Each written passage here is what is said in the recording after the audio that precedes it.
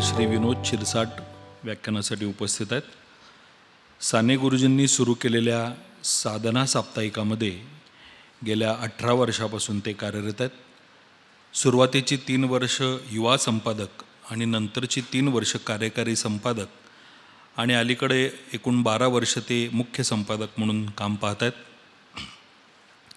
या काळामध्ये साधना प्रकाशनाचे संपादक म्हणून त्यांनी काम करताना जवळपास 200 पुस्तकं साधना प्रकाशनकडून त्यांनी प्रकाशित केलेली आहेत. साधना या साप्ताहिकाचा बालकुमार दिवाळी अंक मागील 18 वर्षापासून प्रकाशित होतो आणि युवा दिवाळी अंक मागील 12 वर्षापासून त्यांच्या मार्गदर्शनाखाली संपादित होते. या प्रकल्पाचे ते संयोजक आणि संपादक आहेत.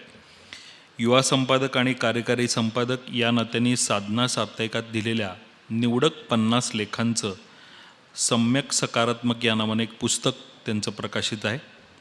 संपादक या नात्यानं त्यांनी साधनाचं नाव महाराष्ट्र आणि महाराष्ट्राच्या बाहेरही नेण्याचं काम केलेलं आहे.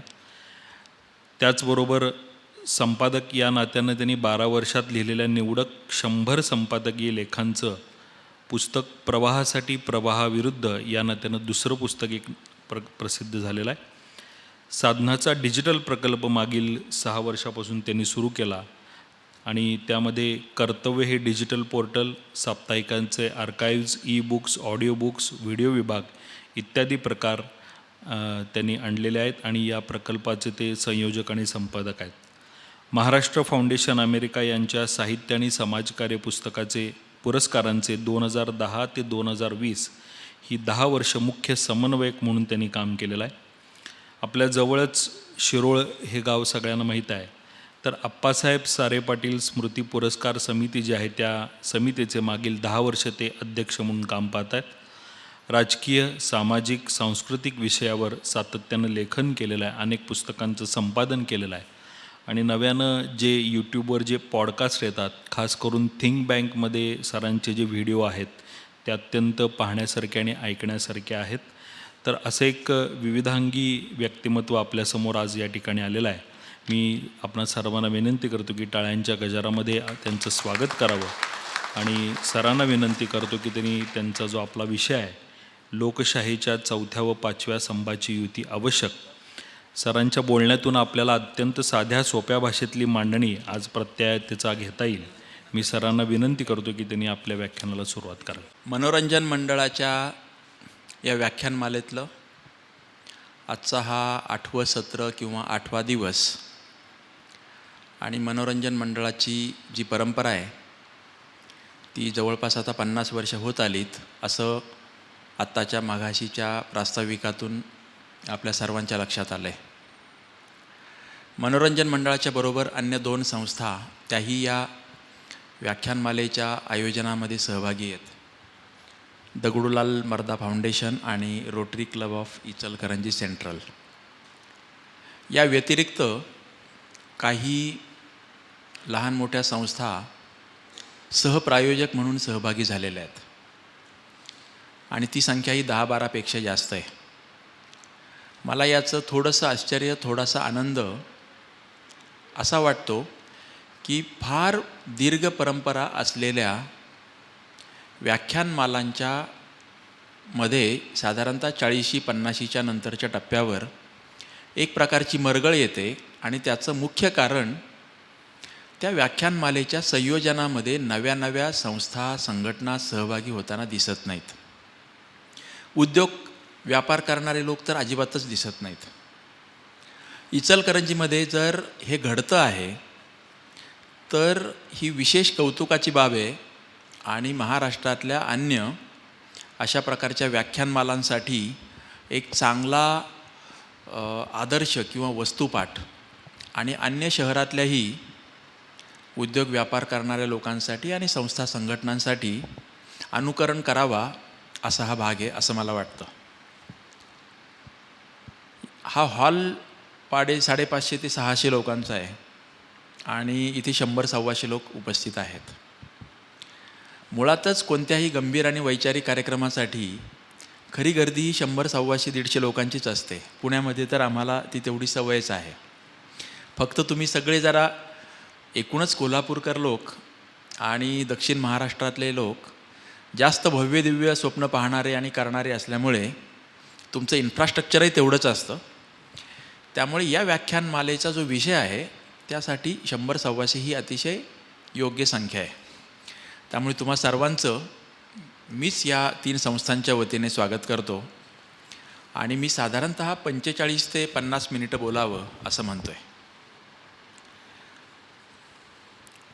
1.5 महिन्यापूर्वी संजय होगाडे यांचा मला जेव्हा फोन आला तेव्हा मी त्यांना नवे विषय, नवे वक्ते असं काही सुचवत होतो. त्यांचं म्हणणं होतं की हो, आम्ही नवे वक्ते आणि नवे विषय यांनाही जरूर बोलवण्याचा प्रयत्न करू. तुम्ही सांगताय त्या, आम्ही स्वतः तर शोधतोच, पण साधनेचा संपादक या नात्याने पण मी यावं. तर मी त्यांना असं म्हणालो की बाकीचे सगळे तुमचे वक्ते होऊ द्या आणि तरीही मला तुम्हाला आवश्यक वाटलं तर मी येईल. आणि त्यांनी मला पूर्ण खात्री आहे की सुरुवातीलाच ठरवलं होतं की एवढा होकार आपल्याला पुरेसा आहे, बाकीचं सगळं नियोजन झालं की आपण यांना निमंत्रण देऊ. आणि अर्थातच मी ते स्वीकारलं. काही विषय असे असतात की ते खूप परिचयाचे वाटतात, कधीकधी ओव्हर एक्सपोज झाल्यासारखे पण वाटतात. या विषयावर आपण नव्याने कोण बोलणार, काय सांगणार असाही आपल्या मनात प्रश्न येतो. अशा वेळी त्या वक्त्याचा पॉईंट ऑफ व्ह्यू किंवा त्याचा दृष्टिकोन किंवा त्याचा आकाराला आलेलाच असेल तर वर्ल्ड व्ह्यू हा खूप महत्त्वाचा भाग ठरतो. परिचित विषयावर तो वक्ता काय बोलतो याचा अंदाज तुम्हाला जास्त चांगला घेता येईल, किंबहुना तुम्हाला त्याची परीक्षा पण बघता येईल. केवळ माझ्याबाबतच बोलतो आहे असं नाही, तर कुठलाही परिचित विषयावर जो वक्ता बोलतो तो काय बोलतो, कसं बोलतो, किती वेगळं बोलतो हे जज करणं हा कुठल्याही श्रोत्यांच्या दृष्टीने खूप महत्त्वाचा भाग असतो. तसं तुम्ही कराल याची मला खात्री आहे. आजचा मी विषय काय घेतला आहे तर भारताच्या लोकशाहीच्यासाठी 4था आणि 5वा स्तंभ यांची युती होणं आवश्यक आहे. याचा अर्थ भारताच्या लोकशाहीला 5 स्तंभ आहेत. तुमच्यापैकी अनेकांना माहीत असेल की 4 स्तंभ आम्ही ऐकत आलो आहे आणि त्याच्यातही जास्त चर्चा होते ती 4थ्या स्तंभाची. परंतु यांनी एकूण 5वा स्तंभ पण आज कोणता काढला आहे. तुमच्यापैकी काहींना त्याचा अंदाज असेल, काहींना नसेल, परंतु आपण थोडंसं संदर्भासह टप्प्याटप्प्याने जाऊ. गतकाळामध्ये भूतकाळामध्ये जाणार नाही, लोकशाहीची व्याख्या सांगत बसणार नाही.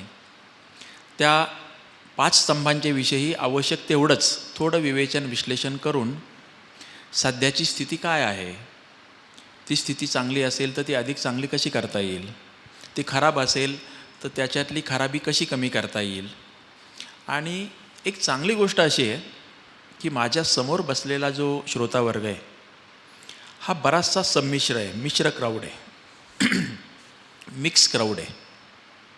म्हणजे यामध्ये अगदी 20-22ची मुलं मुली पण आहेत. साधारणतः 25 ते 35 या वयोगटातील तरुण वर्ग म्हणावा असा पण आहे. ज्याला प्रौढ म्हणू असं एक 40, 50, 55 या वयोगटातले आहेत आणि थोडेसे ज्येष्ठ नागरिकही आहेत. तर असा क्राऊड वैचारिक कार्यक्रमासाठी असणं ही पण एक चांगली गोष्ट असते. अनेक वेळा उलटं घडतं की विशिष्ट वयोगटातलाच क्राऊड वैचारिक व्याख्यानाला असतो. इथं तसं घडत नाही, ही पण एक मला चांगलं चिन्ह वाटतं.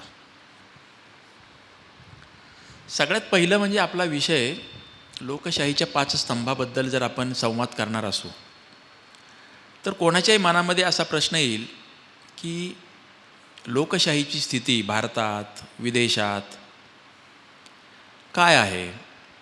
लोकशाही ही एक राज्यपद्धती आहे, परंतु ती तर बरीचशी सदोष वाटते.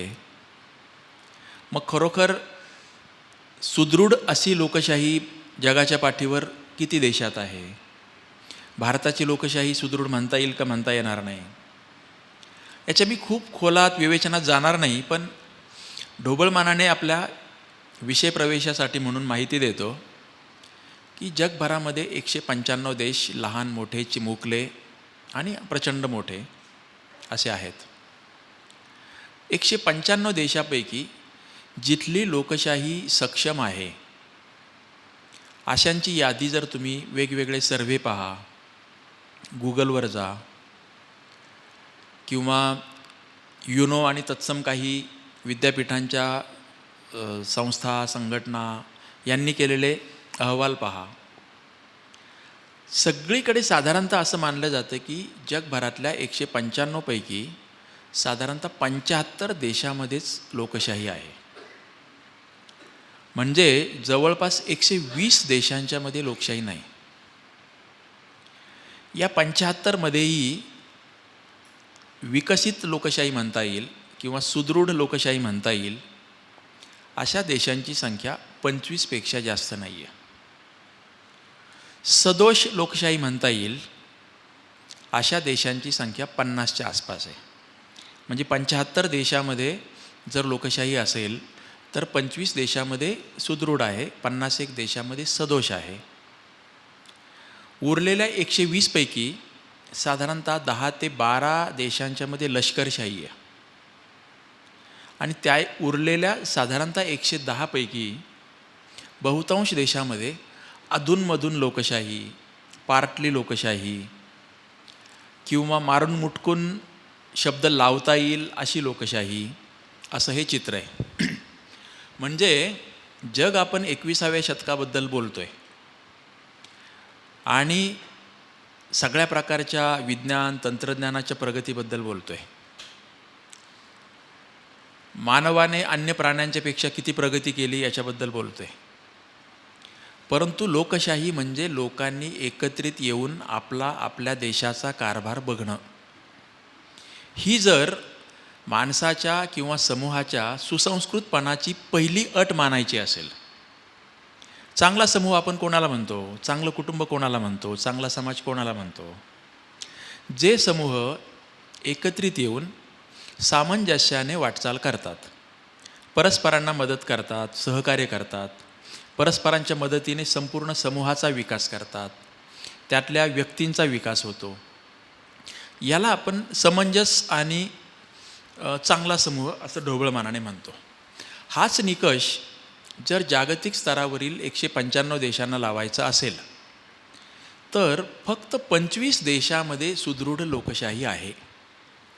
याचा अर्थ माणसाचा खऱ्या अर्थाने विकास होणं, बुद्धीचा खऱ्या अर्थाने विकास होणं, मानवी मूल्यांचा खऱ्या अर्थाने विकास होणं हे समाधानकारक किती देशामध्ये? तर फक्त 25. दुर्दैवाने त्या पहिल्या 25मध्ये भारताचा समावेश नाही. त्यानंतर सदोष लोकशाही असं ज्याला म्हटलं जातं असे साधारणतः 50 देश निघतील. सुदैवाने त्या 50 देशामध्ये भारताचा समावेश आहे. उरलेले 120 देश ज्याच्यात मगाशी मी उल्लेख केला, काही ठिकाणी लष्करशाही, काही ठिकाणी पार्टली हुकुमशाही, राजेशाही, एकाधिकारशाही वगैरे वगैरे. तर आणखी मोठं सुदैव असं की त्या उरलेल्या 120 देशामध्ये आपण नाहीत. आता आपल्याला चर्चा करायची आहे, संवाद करायचा आहे, तो कसा? तर आपण मधल्या 50 देशांच्या गटामध्ये आहोत. आपल्याला वरच्या 25 देशांच्या गटामध्ये जायला आवडेल, परंतु एक धोका असा राहतो की तुम्ही खालच्या 120 देशांच्या गटामध्ये जाण्याची शक्यता नाकारता येत नाही. जगातले असे काही देश आहेत किंवा होते की जे आधीच्या ह्या मधल्या 50 देशांच्या गटामध्ये होते, त्यातले काही वरच्या 25मध्ये सरकले आणि काही खालच्या 120मध्ये सरकले. 120मध्ये गेले अशा प्रकारचं अलीकडचं मोठं नाव कोणतं? तर आपला शेजारी बांगलादेश. वरच्या 50मध्ये आले 120मधून. अशा प्रकारचं अलीकडचं आपल्या परिचयाचं थोडं मोठं उदाहरण म्हणजे दक्षिण आफ्रिका. 1990 सालापर्यंत दक्षिण आफ्रिका हा खालच्या 120 गटामध्ये होता. तो 1990 नंतर क्रमाक्रमाने वर आला आणि आता आपल्या सदोष लोकशाही गटामध्ये तो आहे. बांगलादेश आत्ता 1-2-4 वर्षापूर्वीपर्यंत या 50 गटामध्ये होता, तो आता खाली गेला. मुद्दा सांगायचा काय तर भारतासाठी धोका पण आहेच खालच्या 120 देशांच्या गटामध्ये जाण्याचा. आणि आपली महत्त्वाकांक्षा तर अशी आहे की 25चा जो पहिला गट आहे सुदृढ लोकशाही त्या गटामध्ये जाण्याचा. आणि पुढे जाण्यासाठी आणि मागे जाण्यापासून रोखण्यासाठी काय करायला हवं तर आपल्या देशाची लोकशाही कोणत्या टप्प्यावर आहे, कुठे होती, भविष्यात कोणत्या दिशेने जाण्याची शक्यता आहे, हे ढोबळ मानाने समजून घेण्याचा प्रयत्न करणं. लोकशाही हा शब्द वापरतो पण त्याच्यामध्ये पण बरेच प्रकार आहेत. म्हणजे अध्यक्षीय पद्धतीची लोकशाही, संसदीय पद्धतीची लोकशाही. खरं तर एकपक्षीय लोकशाही म्हणता येणार नाही, पण जगातले असे काही देश आहेत की एकपक्षीय लोकशाही असं पण म्हणतात, द्विपक्षीय लोकशाही. त्याच्या मी खोलात जायची गरज नाही, कारण ते तुम्ही इंटरनेटवर सर्च करून खूप सहजासहजी हे सगळे तपशील मिळवू शकता. भारताने अतिशय जाणीवपूर्वक 75 वर्षापूर्वी या देशाची वाटचाल लोकशाही पद्धतीने करायची असा निर्णय घेतलेला आहे. पाऊण शतक हा कालखंड व्यक्तीच्या दृष्टीने मोठा असतो, राष्ट्राच्या दृष्टीने तसं पाहिलं तर फार छोटा असतो. त्यामुळे या 75 वर्षाच्या मागच्या वाटचालीकडे पाहिलं तर असं लक्षात येईल की भारतामध्ये किती प्रचंड अवाढव्य प्रश्न होते, समस्या होत्या, विविधता होती, विषमता होती, दुःख होतं, दारिद्र्य होतं, कितीतरी संकटं आली, काही अस्मानी आली, काही सुलतानी आली. लोकशाहीची वाटचाल सुरू करण्याच्या आधी भारताची अवस्था अराजक सदृश्य परिस्थिती निर्माण व्हावी अशी होती. म्हणजे मुळात फाळणी झाली. फाळणी म्हणताना आपण केवळ भारत आणि पाकिस्तान असे दोन भाग मानतो. वस्तुतः ब्रिटिश लोक हा देश सोडून गेले त्यावेळी किती तुकडे करून गेले होते. पाकिस्तान पूर्व आणि पश्चिम म्हणजे 2 तुकडे. काश्मीर स्वयंनिर्णयाचा अधिकार दिलेला होता वरच्या टोकाला. देशाच्या मध्यभागी हैदराबाद संस्थान होतं. म्हणजे हे 4 मोठे तुकडे आणि उर्वरित असा खंडित भारत.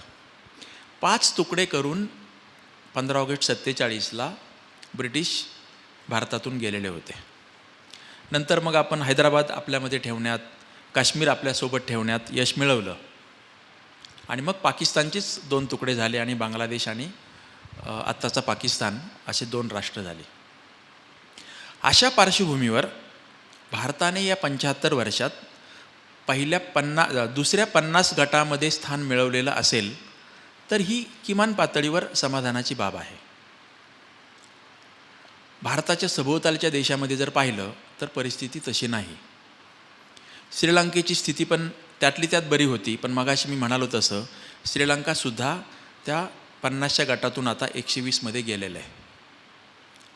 पण भारताच्या सभोवतालच्या सर्व देशांच्या मध्ये अफगाणिस्तान, पाकिस्तान, नेपाळ, भूतान, मालदीव आणि भारताचा सर्वात मोठा शेजारी आणि प्रतिस्पर्धी किंवा शत्रुराष्ट्र म्हणता येईल असं चीन. चीनमध्ये एकपक्षीय हुकुमशाही आहे असं सगळं जग म्हणतं, परंतु चीनी राज्यकर्ते मात्र स्वतःला एकपक्षीय लोकशाही असंच मानतात. किंबहुना ही बाकीच्या ज्या रूढ अर्थाने लोकशाही आहेत त्याला ते लोकशाही वगैरे काही मानत नाहीत, त्याच्याही मी खोलात जात नाही. भारताने अतिशय जाणीवपूर्वक संसदीय पद्धतीने हा देश चालवायचा, संघराज्य पद्धतीने चालवायचा. भारतामध्ये अनेक घटक राज्य असतील, त्या घटक राज्यांना स्वतःची म्हणून असे काही एक स्वातंत्र्य असेल, स्वायत्तता असेल. मात्र महत्त्वाचे निर्णय म्हणजे देशातून फुटून निघण्याचा हक्क त्यांना नसेल. परराष्ट्र धोरण ठरवण्यामध्ये राज्यांचा किंवा राज्यांच्या मंत्रिमंडळाचा हक्क नसेल. संरक्षणाच्या संदर्भातले अधिकार त्यांच्याकडे नसतील. असे जे महत्त्वाचे करन्सी, संपूर्ण देशासाठी करन्सी एक असेल, असे महत्त्वाचे 4 किंवा 5 जे घटक आहेत ते सगळे केंद्र सरकारकडे ठेवलेत आणि त्यामुळे केंद्र सरकार बळकट आहे. कोणत्याही राज्याला लष्कर ठेवता येत नाही. भारतातल्या कोणत्याही राज्याला स्वतःचं चलन अस्तित्वात आणता येणार नाही. कोणत्याही राज्याला भारताची परराष्ट्र नीती सोडून अन्य परराष्ट्र नीती अवलंबता येणार नाही. आणि म्हणून भारताचं केंद्र सरकार बळकट आहे. आणि पहिला तर महत्त्वाचं सांगितलंस की कुठल्याही राज्याला भारतातून फुटून निघता येणार नाही. त्यांनी कितीही ठराव केले आणि बहुमत असेल विधानसभेचं किंवा त्या राज्यातल्या 99% लोकांनी जरी जाहीर केलं की आम्हाला स्वतंत्र राष्ट्र हवं आहे, तरी ते होता येणार नाही. हे सगळं आपल्या संविधानाने काही बळकट करून ठेवलेलं आहे की यामध्ये बदल होणार नाहीत. मी आत्ता सांगितलं ते 4-5ही गोष्टीमध्ये बदल होणार नाहीत, हे संविधानाने सांगून ठेवलेलं पक्कं सूत्र आहे. संविधानाने अजून काही गोष्टी सांगितल्यात. संविधानाची प्रिॲम्बल जर पाहिली तर प्रिॲम्बलमध्ये मोजून 9 शब्द आहेत. त्या 9 शब्दाचं विस्तार म्हणजे 9 वाक्य आहेत. भारताच्या उद्देशिकेमध्ये दुसरं काही नाही. 9 शब्द आणि 9 वाक्यांचा विस्तार, 9 शब्दांचा विस्तार म्हणजे 9 वाक्य. कोणते 9 शब्द आहेत? तर लोकशाही, धर्मनिरपेक्ष, समाजवादी, गणराज्य आणि ह्या सगळ्यांच्या आधी सार्वभौम.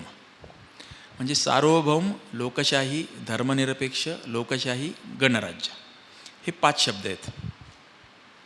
ह्या 5 शब्दांचा अर्थ जर आपण थोडासा मुळापासून समजून घेतला तर काही गोष्टींचं आपल्याला थोडं आश्चर्य वाटेल, धक्का पण बसेल. कारण आपण तेवढे ते मूळ अर्थ समजून घेतलेले असतातच असं नाही. लोकशाहीचा अर्थ आपल्याला ढोबळमानाने कळलेला असतो. समाजवादी याच्याबद्दल थोडी मतभिन्नता राहते की रशियाच्या पद्धतीचा का चीनच्या पद्धतीचा समाजवाद. भारताने मात्र कल्याणकारी राज्य अशा अर्थाने समाजवाद भारताच्या संविधानामध्ये आहे. समाजवाद ही एक आयडियॉलॉजी म्हणून नाही, तर सर्व समाज घटकांना विकासाची संधी मिळणं आणि ती जबाबदारी स्टेटची म्हणजे राज्यसंस्थेची आहे. या अर्थाने समाजवाद हा भारताच्या प्रिॲम्बलमध्ये आहे, संविधानामध्ये आहे. पण 2 जे शब्द आहेत त्यातले महत्त्वाचे, एक आहे सार्वभौम आणि त्याच गटातला 5वा जो शब्द आहे तो आहे गणराज्य. सार्वभौम याचा अर्थ भारत हे राष्ट्र अन्य कुठल्याही राष्ट्राच्या दबावाखाली राहणार नाही. अन्य कुठल्याही राष्ट्राच्या साठी आम्ही आमची मूल्य, आमचे विचार, आमच्या भूमिका बदलणार नाहीत, झुकणार नाहीत. अन्य कुठल्या राष्ट्राने दबाव आणला म्हणून आम्ही कोणावर अन्याय पण करणार नाही आणि कोणावर फेवर पण आहोत असं दाखवणार नाही किंवा करणार नाही. त्यामुळे सार्वभौमत्व हा आत्तापर्यंत फार चिंतेचा विषय नव्हता, परंतु अलीकडच्या काळामध्ये भारताला आपल्या भूमिका निपक्षपाती पद्धतीने आपल्याला हव्या आहेत तशा पद्धतीने बजावता येतील का या पुढच्या काळात, याबद्दलही प्रश्न निर्माण व्हायला लागलेले आहेत. त्यामुळे सार्वभौमत्व हा सुद्धा थोडासा, फार नसेल तरी चिंतेचा मुद्दा आहे. दुसरा गणराज्य हा जो शब्द आहे तो आपण इंग्लिशमध्ये त्याला रिपब्लिक असा आहे, त्याला प्रजासत्ताक असंही म्हणतो. परंतु त्या शब्दाचाही अर्थ विशेषतः तरुण मुलांना हे सांगितलं पाहिजे. त्याचा साधा आणि सोपा अर्थ, या देशातील राष्ट्रप्रमुख हा जनता निवडणार आहे. या देशाची सत्ता कोणाकडे द्यायची हा निर्णय जनता घेणार आहे. म्हणजे राजा असणार नाही. वंश परंपरेने चालत आलेलं घराणं हे या देशाची सत्ता चालवणार नाही राजेशाही पद्धतीने, जे पूर्वी भारतातही होतं आणि जगभरातही होतं. आपल्याला गणराज्य या शब्दाचाही अर्थ लक्षात घेतला पाहिजे. कायद्यानुसार, संविधानानुसार एखादी व्यक्ती पदावरून दूर गेली किंवा मृत पावली तर त्याच्या जागेवर किंवा त्या व्यक्तीच्या जागेवर त्याच्या वंशातील पुढच्या पिढीतील व्यक्ती बसवता येणार नाही, हे आपलं संविधान सांगतं, हा आपला कायदा सांगतो. प्रत्यक्षात आपल्या देशात खालपासून, जिल्हा परिषदेपासून तर पंतप्रधानापर्यंत सुद्धा कायद्यानुसार, संविधानानुसार झालेलं नसेल, परंतु अप्रत्यक्षपणे लोकांच्या मान्यतेने का होईना, परंतु एक व्यक्ती गेली तर तिची पुढची पिढी सत्तेवर आली. मग ती जिल्हा परिषदेला असेल, आमदार खासदार असेल, मुख्यमंत्री पदावर असेल, काही वेळा पंतप्रधान पदावरही असेल. म्हणजे भारत खऱ्या अर्थाने गणराज्य आहे का याच्याबद्दलही आपल्याला विचार करावा लागेल. जर नेहरू गेल्याच्या नंतर इंदिरा गांधींच्यामध्ये खूप मोठ्या क्षमता होत्या, परंतु इंदिरा गांधींना देशाचा प्रमुख करण्यामध्ये नेहरूंची मुलगी असणं हा घटक खूप खूप महत्त्वाचा ठरलेला आहे. तसंच इंदिरा गांधी गेल्यानंतर राजीव गांधींनी पंतप्रधान होणं हा घटक खूप खूप महत्त्वाचा ठरलेला आहे. म्हणजे आपलं संविधान, रिपब्लिक या शब्दाचा अर्थ, गणराज्य या शब्दाचा अर्थ जे काही सांगतंय त्याची पूर्ण किंवा खऱ्या अर्थाने अंमलबजावणी आपल्या देशामध्ये झालेली नाही. कायद्याने लगेच पंतप्रधानपदाची किंवा मुख्यमंत्रीपदाची शपथ पत्नीला, मुलाला, मुलीला दिली गेलेली नाही आहे.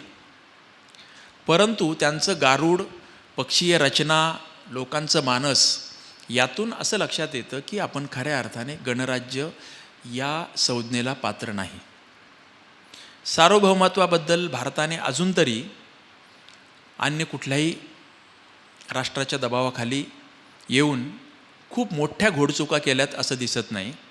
परंतु वेळोवेळी झालेले युद्ध, मग अगदी गेल्या वर्षी झालेलं भारत आणि पाकिस्तानचं युद्ध, त्यात अमेरिकेने नेमकी काय भूमिका बजावली याबद्दल ट्रम्प यांनी बोलणं आणि भारताच्या प्रमुखाने, पंतप्रधानांनी किंवा राष्ट्रपतींनी त्याबाबत कसलंही विधान न करणं, इथे सुद्धा आपल्याला आपल्या सार्वभौमत्वाबद्दल थोडीशी शंका वाटायला लागते. चीनच्या संदर्भात जेव्हा जेव्हा संघर्ष झाला, मग तो 1962चा असो किंवा 2020चा असो, तिथेही आपण खरोखर सार्वभौम आहोत का पूर्ण अर्थाने याच्याबद्दल काही लोकांच्या मनात शंका आली. तर मी फक्त तुमच्या समोर ठेवतो आहे की आव्हानं आपल्यासमोरची काय आहेत. लोकशाही, पुन्हा एकदा तोच मुद्दा, लोकशाहीमध्ये बाकीचे सगळे वर्णनं बाजूला काढली, व्याख्या बाजूला काढल्या, तरी कोणत्याही समूहाने एकत्रित येऊन आपले प्रतिनिधी निवडावेत, योग्य मार्गाने निवडावेत आणि त्या प्रतिनिधींनी एकत्र येऊन सामोपचाराने सर्व बाजूंचा सहानुभूतीपूर्वक विचार करून निर्णय घ्यावेत. ही जर साधी लोकशाहीची व्याख्या असेल तर मुळात जे काही लोकप्रतिनिधी निवडले जातात, मग ते स्थानिक ग्रामपंचायतीचे असोत, नाहीतर संसदेतले असोत, आणि मध्ये विधानसभा घ्या किंवा इतर काही घ्या, जे काही लोकप्रतिनिधी निवडून येतात, मग ते पक्षाच्या पातळीवर असो नाही तर सरकारमध्ये असो, पक्षातले सगळे सदस्य एकत्रित येतात, निर्णय घेतात, बहुतेक वेळा अध्यक्षाला अधिकार देतात. सोयीसाठी ते आवश्यकही असतं. परंतु अध्यक्षाने सर्वानुमते, सर्वांशी चर्चा करून, वेगवेगळी मतं लक्षात घेऊन, साधक बाधक विचार करून निर्णय घ्यायचे असतात. सर्व प्रकारच्या सत्ताधाऱ्यांनी, मग ते मुख्यमंत्री असतील, झेडपीचे अध्यक्ष असतील किंवा देशाचे पंतप्रधान असतील किंवा स्थानिक स्वराज्य संस्थांच्या अन्य जे कोणी प्रमुख असतील, तिथे घडतं का असं? जर आपले लोकप्रतिनिधी योग्य पद्धतीने निवडले जात नसतील, त्यामध्ये पैशाचं वाटप करणं, इथपासून चुकीच्या पद्धतीने मतदान घडवून आणणं, इथपासून तर निवडणूक आयोगाला मॅनेज करून काहीतरी घडवून आणणं, इथपर्यंत घडत असेल, पक्षाचे अध्यक्ष परंपरेने आलेले वडील, मुलगा, मुलगी वगैरे, तेही जर आपल्या पक्षाला सर्वाधिकार आमच्या अध्यक्षांना, आमच्या साहेबांना अशा पद्धतीने करत असतील, तर लोकशाहीच्या बद्दलची स्थिती, जो मूळ अर्थ आहे तो तेवढासा आपल्याला लागू होतो असं म्हणता येत नाही. म्हणजे मी प्रिॲम्बलमधल्या पहिल्या 5 शब्दांच्याबद्दल बोलतो आहे. म्हणजे सार्वभौम झालं, लोकशाही झालं, शेवटचं मी गणराज्याबद्दलही बोललो, समाजवाद. समाजवादाचा मी मगाशी अर्थ सांगितला की रशिया आणि चीनच्या पद्धतीचा, म्हणजे संपूर्ण मालकी किंवा बहुतांश मालकी सरकारकडे आणि व्यक्तींच्या मालकीचं अतिशय कमी, मिनिमम गोष्टी, असा जर समाजवादाचा आशय असेल तर तसा अर्थ भारताच्या प्रिॲम्बलला अपेक्षित नाही आहे. भारतातल्या राजकीय पक्षांना, काही ध्येयवादी लोकांना तो अर्थ अपेक्षित आहे, परंतु भारताच्या प्रिॲम्बलमधला समाजवाद त्या अर्थाने नाही आहे. इथला समाजवाद हा सर्व लोकांचं हित व्हायला हवं, सर्वांना किमान पातळीवर त्यांच्या गरजा भागतील, म्हणजे पोटाची भूक त्यांची शमेल आणि किमान पातळीवर रोजगार मिळेल, अन्न वस्त्र निवारा मिळेल, शिक्षण मिळेल, आरोग्याच्या सुविधा मिळतील. म्हणजे जगण्यासाठी किमान मिळणं हा भारताच्या उद्देशिकेमधला समाजवादाचा आशय आहे. तो मिनिमम आशयाच्या बाबत काय स्थिती आहे याचं मी वेगळं विवेचन विश्लेषण करायची गरज नाही, ते तुम्ही रोज सभोवताली पाहताच. आणखी एक जो शब्द येतो आहे धर्मनिरपेक्षता. सेक्युलर या शब्दाला बऱ्याच छटा आहेत, त्याच्याही आपण आत्ता चर्चेमध्ये किंवा वादामध्ये जायला नको. म्हणजे अगदी धर्मातीतता, धर्मनिरपेक्ष, निधर्मी, सर्व धर्मसमभाव वगैरे. परंतु त्याचा एवढाच अर्थ जरी लक्षात घेतला की व्यक्तीच्या जीवनासाठी धर्म आवश्यक असेल, व्यक्तीने आपापल्या धर्माचं पालन करावं, फक्त आपला धर्म अन्य कोणाच्याही हिताच्या आड येणार नाही याची काळजी घ्यावी. आणि स्टेट म्हणजे राज्यसंस्था, मग राज्यसंस्था म्हणताना केवळ केंद्रीय किंवा राज्यस्तरावरची नाही, तर अगदी तुमची स्थानिक स्वराज्य संस्थाही कुठल्याही धर्माच्या विरोधात किंवा कुठल्याही धर्माच्या बाजूने हस्तक्षेप करणार नाही, अनुनय करणार नाही किंवा द्वेष करणार नाही. तर हा जो किमान पातळीवरचा धर्मनिरपेक्षतेचा किंवा सेक्युलरिझमचा आशय आहे, त्याबाबत आपल्या देशाची काय स्थिती आहे हेही मी तुम्हाला परत वेगळं सांगण्याची गरज नाही. तर आपल्या प्रिॲम्बलमधले हे झाले पहिले 5 शब्द. त्याच्या खाली आणखी जे 4 शब्द आहेत, न्याय, स्वातंत्र्य, समानता आणि बंधुता. न्यायाची परत फोड केलेली आहे. तुम्ही प्रिॲम्बल जर बघितलं तर त्याचं तुम्हाला सापडेल कोणत्या कोणत्या प्रकारचं न्याय, सामाजिक न्याय, आर्थिक न्याय वगैरे. तर खरोखर न्यायाच्याबद्दल आपली काय स्थिती आहे? म्हणजे सर्वांना मुक्तपणे वावरता येणं, याच्या संदर्भात आपल्याला सर्वांना म्हणताना मी म्हणेल की कुटुंबापासूनच सुरू करा. सर्व समाज घटक, सर्व जाती, धर्म, भाषा, प्रांत, इथे न्याय अन्यायाची चर्चा सतत होत असते आणि आमच्यावर अन्याय होतोय ही ओरड आपण आपल्या सभोवतालच्या सर्व माध्यमांच्या मधून ऐकत असतो, वाचत असतो. स्वातंत्र्य म्हटल्यावर आपल्याला अगदीच 1947 आणि 15 ऑगस्ट असा आठवतो. तसं नाही. स्वातंत्र्याचे किती प्रकार आहेत ते सगळ्यांनी आपण आपल्या पाठ्यपुस्तकात वाचलेलं असतं, अभ्यासलेलं असतं. व्यक्तीचं स्वातंत्र्य, अभिव्यक्तीचं स्वातंत्र्य, स्त्री पुरुषांच्या मधलं स्वातंत्र्य, स्त्रियांना स्वातंत्र्य, काही समाज घटकांना अन्य समाज घटकांच्यापासूनचं स्वातंत्र्य, म्हणजे दलित असतील, आदिवासी असतील, त्यांना स्वातंत्र्य, श्रीमंत आणि गरीब यांच्यातली दरी निर्माण होते, त्याच्यातून स्वातंत्र्य आणि पारतंत्र्य निर्माण होतं. साहित्यिकांचं वेगळं स्वातंत्र्य, कलावंतांचं वेगळं स्वातंत्र्य, त्याबद्दलही काय स्थिती आहे हे आपल्याला माहिती आहे. समानता किंवा सर्वांना समान संधी मिळणं, समता ही खूप पुढची गोष्ट झाली. सर्वांना सारख्या प्रमाणात मिळणं वगैरे वगैरे आपण लांब ठेवू, पण सर्वांना समान संधी मिळेल म्हणजे त्यांच्या क्षमता पाहून, त्यांच्या गरजा पाहून. तर सर्वांना समान संधी मिळणं हा समानतेचा जो अर्थ आहे, या बाबतीतही आपण इतकी विषमतेची चर्चा करतो, आर्थिक, सामाजिक, राजकीय, की ती समानता कुठे आहे असा प्रश्न येतो.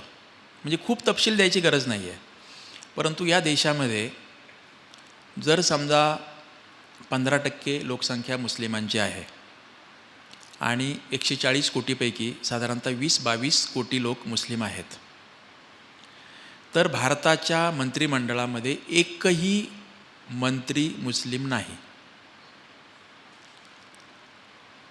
बाकीचे अन्य राज्यामधली काय स्थिती आहे, आमदार किती आहेत, खासदार किती आहेत, ही चर्चा वेगळी होऊ शकेल. किंवा सत्तेवर गेली 12 वर्ष जो भारतातला पक्ष आहे आणि पहिल्यांदा पूर्ण बहुमत, सलग 2 वेळा आणि तिसऱ्यांदा पूर्ण बहुमताच्या जवळ, त्यांचा एकही खासदार मुस्लिम नाही. 20 कोटी मुस्लिम लोकांचं प्रतिनिधित्व करणारा एकही माणूस देशाच्या मंत्रिमंडळात नाही. आणि देशातला सर्वात मोठा पक्ष असलेला सत्ताधारी पक्ष आहे, त्यांचा एकही खासदार मुस्लिम नाही. म्हणजे आपण समानतेची चर्चा इथून सुरू केली तर ग्रामीण पातळीवर, खाल पातळीवर काय येईल, ते दलितांच्याबद्दल बोलता येईल, आदिवासींच्याबद्दल बोलता येईल, महिलांच्याबद्दल बोलता येईल. आजही आपल्या संसदेमध्ये महिलांचं प्रमाण 10 ते 12% आहे, काही वेळा 14% गेलेलं आहे.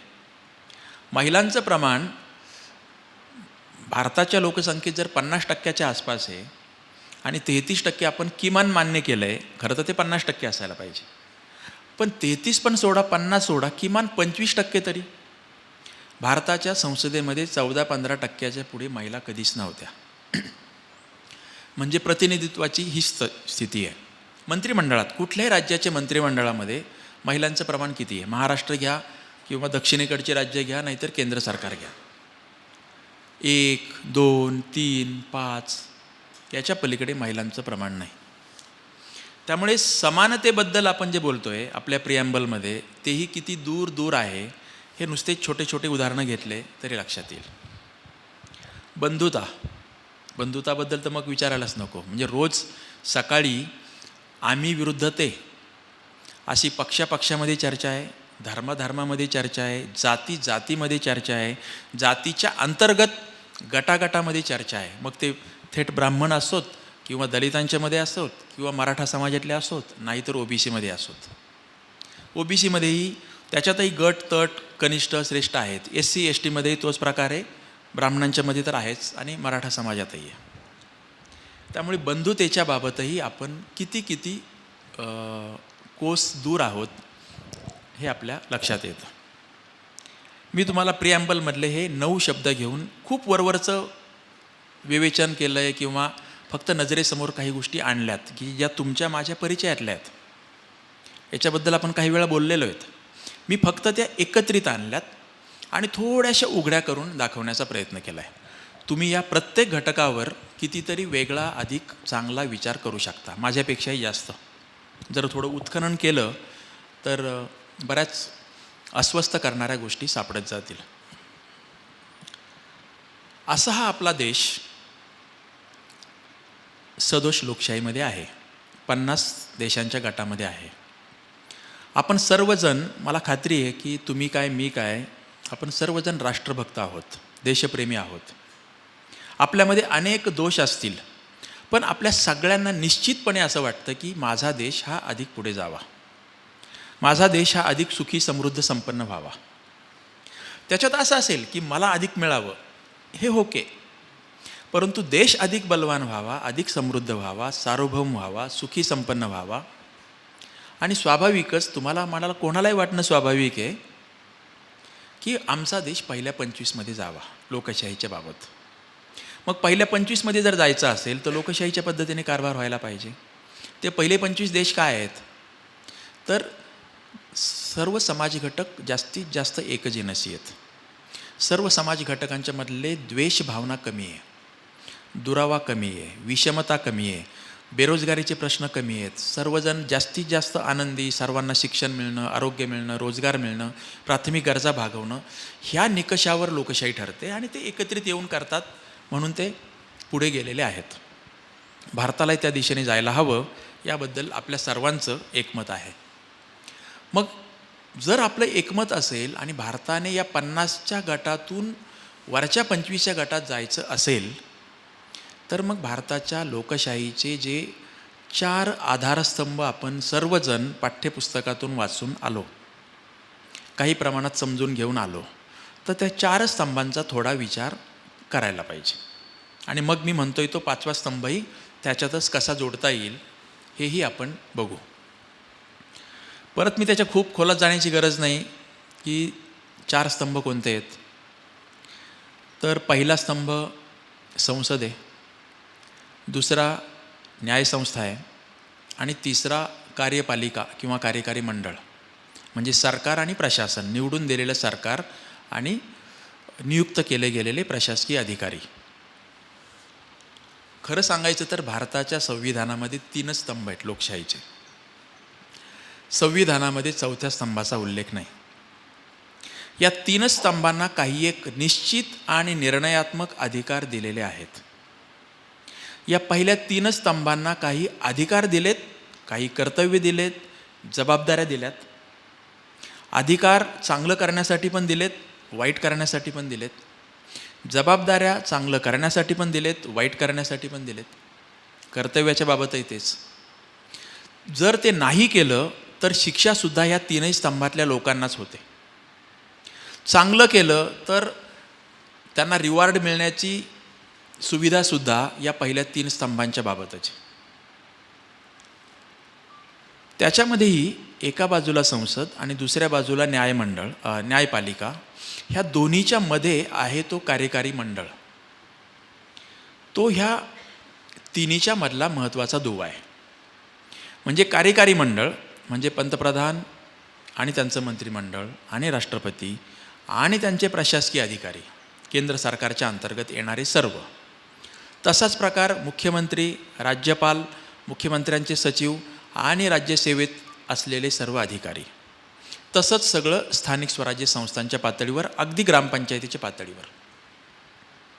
तर हे सगळं म्हणजे कार्यकारी मंडळ आहे. म्हणजे कार्यकारी मंडळ म्हणताना कदाचित आपल्या नजरेच्या टप्प्यात फक्त पंतप्रधान, राष्ट्रपती आणि मंत्रिमंडळ एवढं येतं. तसं नाही आहे. तुम्हाला कार्यकारी मंडळ म्हणताना देशातली सर्व मुख्यमंत्री आणि त्यांचे मंत्रिमंडळ, सर्व राज्यपाल, सर्व जिल्हा परिषदा, सर्व महापालिका, नगरपालिका, ग्रामपंचायती, एवढे सगळे आपल्या या कार्यकारी मंडळ या संकल्पनेच्या व्याप्तीमध्ये येतात.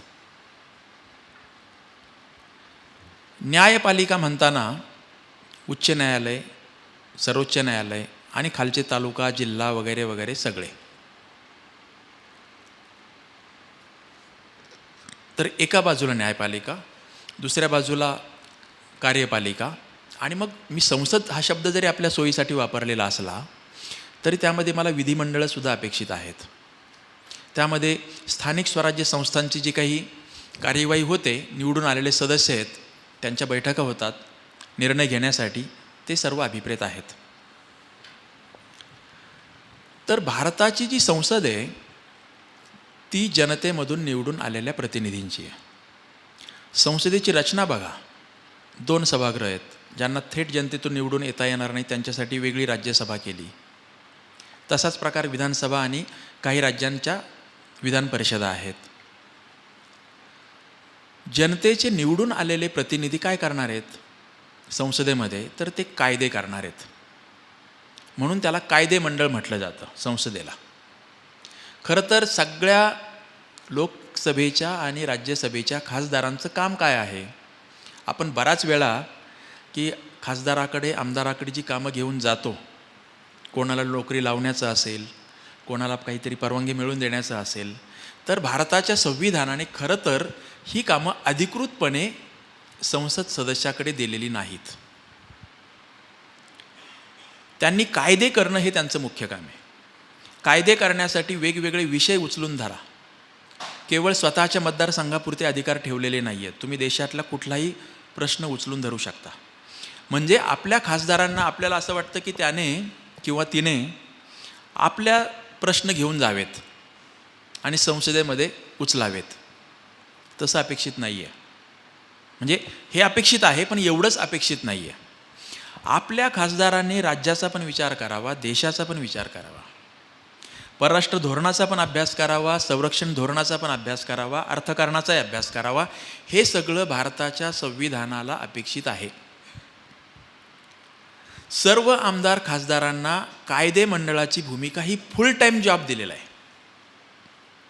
आपण असं म्हणतो की संसदेचे अधिवेशनं होतात किंवा विधिमंडळाचे अधिवेशनं होतात आणि मग त्या अधिवेशनाला सह्या करून येतात, काही वेळा प्रश्न उपस्थित करतात, पण तसं नाही आहे. आणि उरलेल्या वेळात ते मतदारसंघात असतात. त्यांनी मतदारसंघामध्ये फिरणं अपेक्षित आहे, लोकांशी बोलणं अपेक्षित आहे, परंतु त्यांनी त्यांचं फुल टाईम जॉब हा आपलं विधिमंडळ किंवा कार्यकारी मंडळातलं जे काम आहे ते करणं अपेक्षित आहे.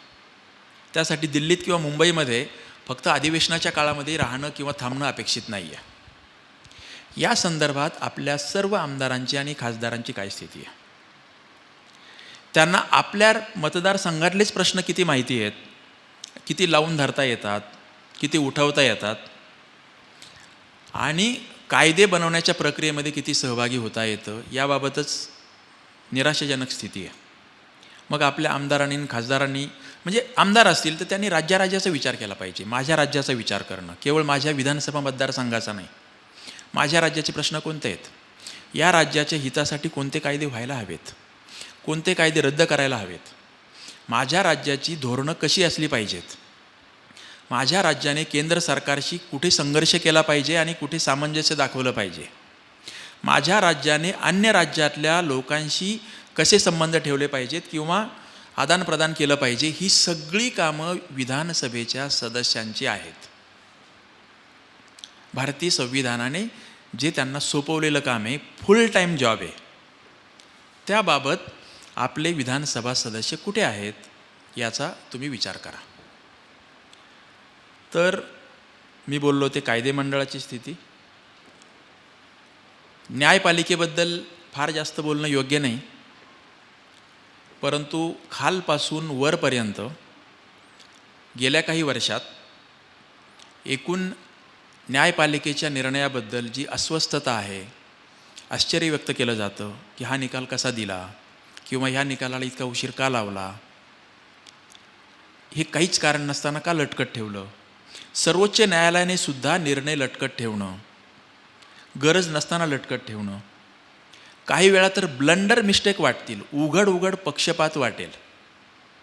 उदाहरणार्थ, झारखंड आणि दिल्लीचे मुख्यमंत्र्यांना केंद्र सरकारने अटक करायचं ठरवलं त्यांच्या यंत्रणांनी. तेव्हा ते सर्वोच्च न्यायालयामध्ये गेले. सर्वोच्च न्यायालयाने काय सांगितलं की तुम्ही उच्च न्यायालयात जा.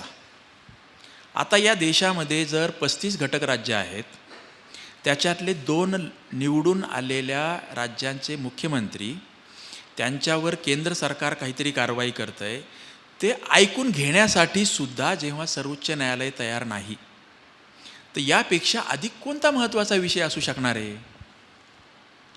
सर्वोच्च न्यायालयाकडे खूप मोठे खटले असतात, हे बरोबरच आहे, परंतु देशामध्ये पंतप्रधानाच्या नंतर असणारी सगळी एक घटक राज्य आहेत आणि घटक राज्य आणि केंद्र सरकार यांच्यातलं नातं हा देश एकत्र राहण्यासाठी, अखंड राहण्यासाठी सर्वात महत्त्वाचा भाग आहे. मी मगाशी सांगितलं की राज्यांना कोणते अधिकार दिलेले नाही आहेत. अशा परिस्थितीत जेव्हा सर्वोच्च न्यायालय की तुम्ही उच्च न्यायालयाकडे जा, आम्ही आत्ता तुमची केस ऐकून घेत नाही, आणि मग अशा लूपहोल्सच्या आधारावर त्यांना तुरुंगात टाकलं जातं. मग मी फार जास्त खालपासून वरपर्यंतची उदाहरणं देत नाही, पण तुम्ही समजून घ्या की न्यायपालिकेच्या बाबतची स्थिती ही काही समाधानकारक नाही आहे. बरं, ही आजच आहे का? असं नाही आहे. जेव्हा जेव्हा केंद्र सरकार स्ट्रॉंग असतं, जेव्हा जेव्हा सत्ताधारी पक्षाकडे प्रचंड बहुमत असतं, जेव्हा जेव्हा सत्ताधारी पक्षाचा प्रमुख नेता किंवा त्यांच्या सभोवतालचे लोक अधिक आक्रमक असतात, एकाधिकारशाही वृत्तीचे असतात, तेव्हा तेव्हा न्यायपालिका बचावात्मक पवित्र्यात जातात. हे गेल्या दशकभरामध्ये पण पाहायला मिळालं आणि 1970च्या दशकात पण बघायला मिळालं, जेव्हा इंदिरा गांधींना प्रचंड बहुमत होतं, त्यांची स्वतःच्या पक्षावर प्रचंड हुकूमत होती, त्यांची वृत्ती आणि त्यांच्या सभोवतालच्या लोकांची वृत्ती ही एकाधिकारशाही होती, तेव्हासुद्धा आपल्या देशातल्या न्यायपालिकांनी गुडघे टेकलेले आहेत असं आपल्याला बघायला मिळालं आहे. भविष्यातसुद्धा आत्ताचं सरकार जाऊन नवीन पक्ष आला आणि त्यांनाही प्रचंड बहुमत मिळालं, तरीही हे असंच होण्याची शक्यता राहते. तर न्यायपालिकेच्या बाबतची स्थिती. संसदेबद्दल भारताच्या लोकसभेमध्ये 550 सदस्य आहेत, 545, आणि लोकसभेमध्ये 250 आहेत, टोटल 750. 2023मध्ये एका साध्या कारणावरून संसदेच्या दोन्ही सभागृहातले मिळून 150पेक्षा अधिक खासदार निलंबित केले गेले त्या अधिवेशनासाठी. जगाच्या इतिहासामध्ये कुठल्याही सुदृढ लोकशाहीमध्ये असं होत नाही. कुठल्याही सदोष लोकशाहीमध्ये सुद्धा 150 खासदार अध्यक्षांनी राज्यसभेच्या आणि लोकसभेच्या एका फटक्यामध्ये निलंबित केलेत असं घडलं नाही. त्याच्यापेक्षा आश्चर्याची आणि दुःखाची आणि धक्कादायक गोष्ट अशी की 150 खासदार निलंबित केल्यानंतर भारतामध्ये त्या पक्षांनी सोडून अन्य कुठंही मोठा मोर्चा निघाला आहे, जनतेचा उद्रेक झाला आहे असं बघायला मिळालेलं नाही. जर 10, 20, 25 खासदार निलंबित केल्यावरच उद्रेक झाला असता तर पुढचे 125 खासदार निलंबित करण्याची हिंमत लोकसभेच्या आणि राज्यसभेच्या त्या अध्यक्षांना झाली नसती. संसद किती वीक झालेली आहे ते त्याचं एक उदाहरण आहे. अशी तुम्हाला शेकडो उदाहरणं देता येतील. आणि मी आत्ताच्या काळाबद्दल बोलतोय म्हणून हे 10-12 वर्षातली. तुम्ही जसजसं मागे मागे जाऊ तर प्रत्येक काळामध्ये कोणतीही संस्था, यंत्रणा त्यांनी काय काय वाईट केलं आहे, अनिष्ट केलं आहे, डावे पक्ष असतील, काँग्रेस पक्ष असतील किंवा अन्य पक्ष असतील, याची उदाहरणं देता येतील. आत्ता आपण वर्तमानाबद्दल जास्त बोलतोय.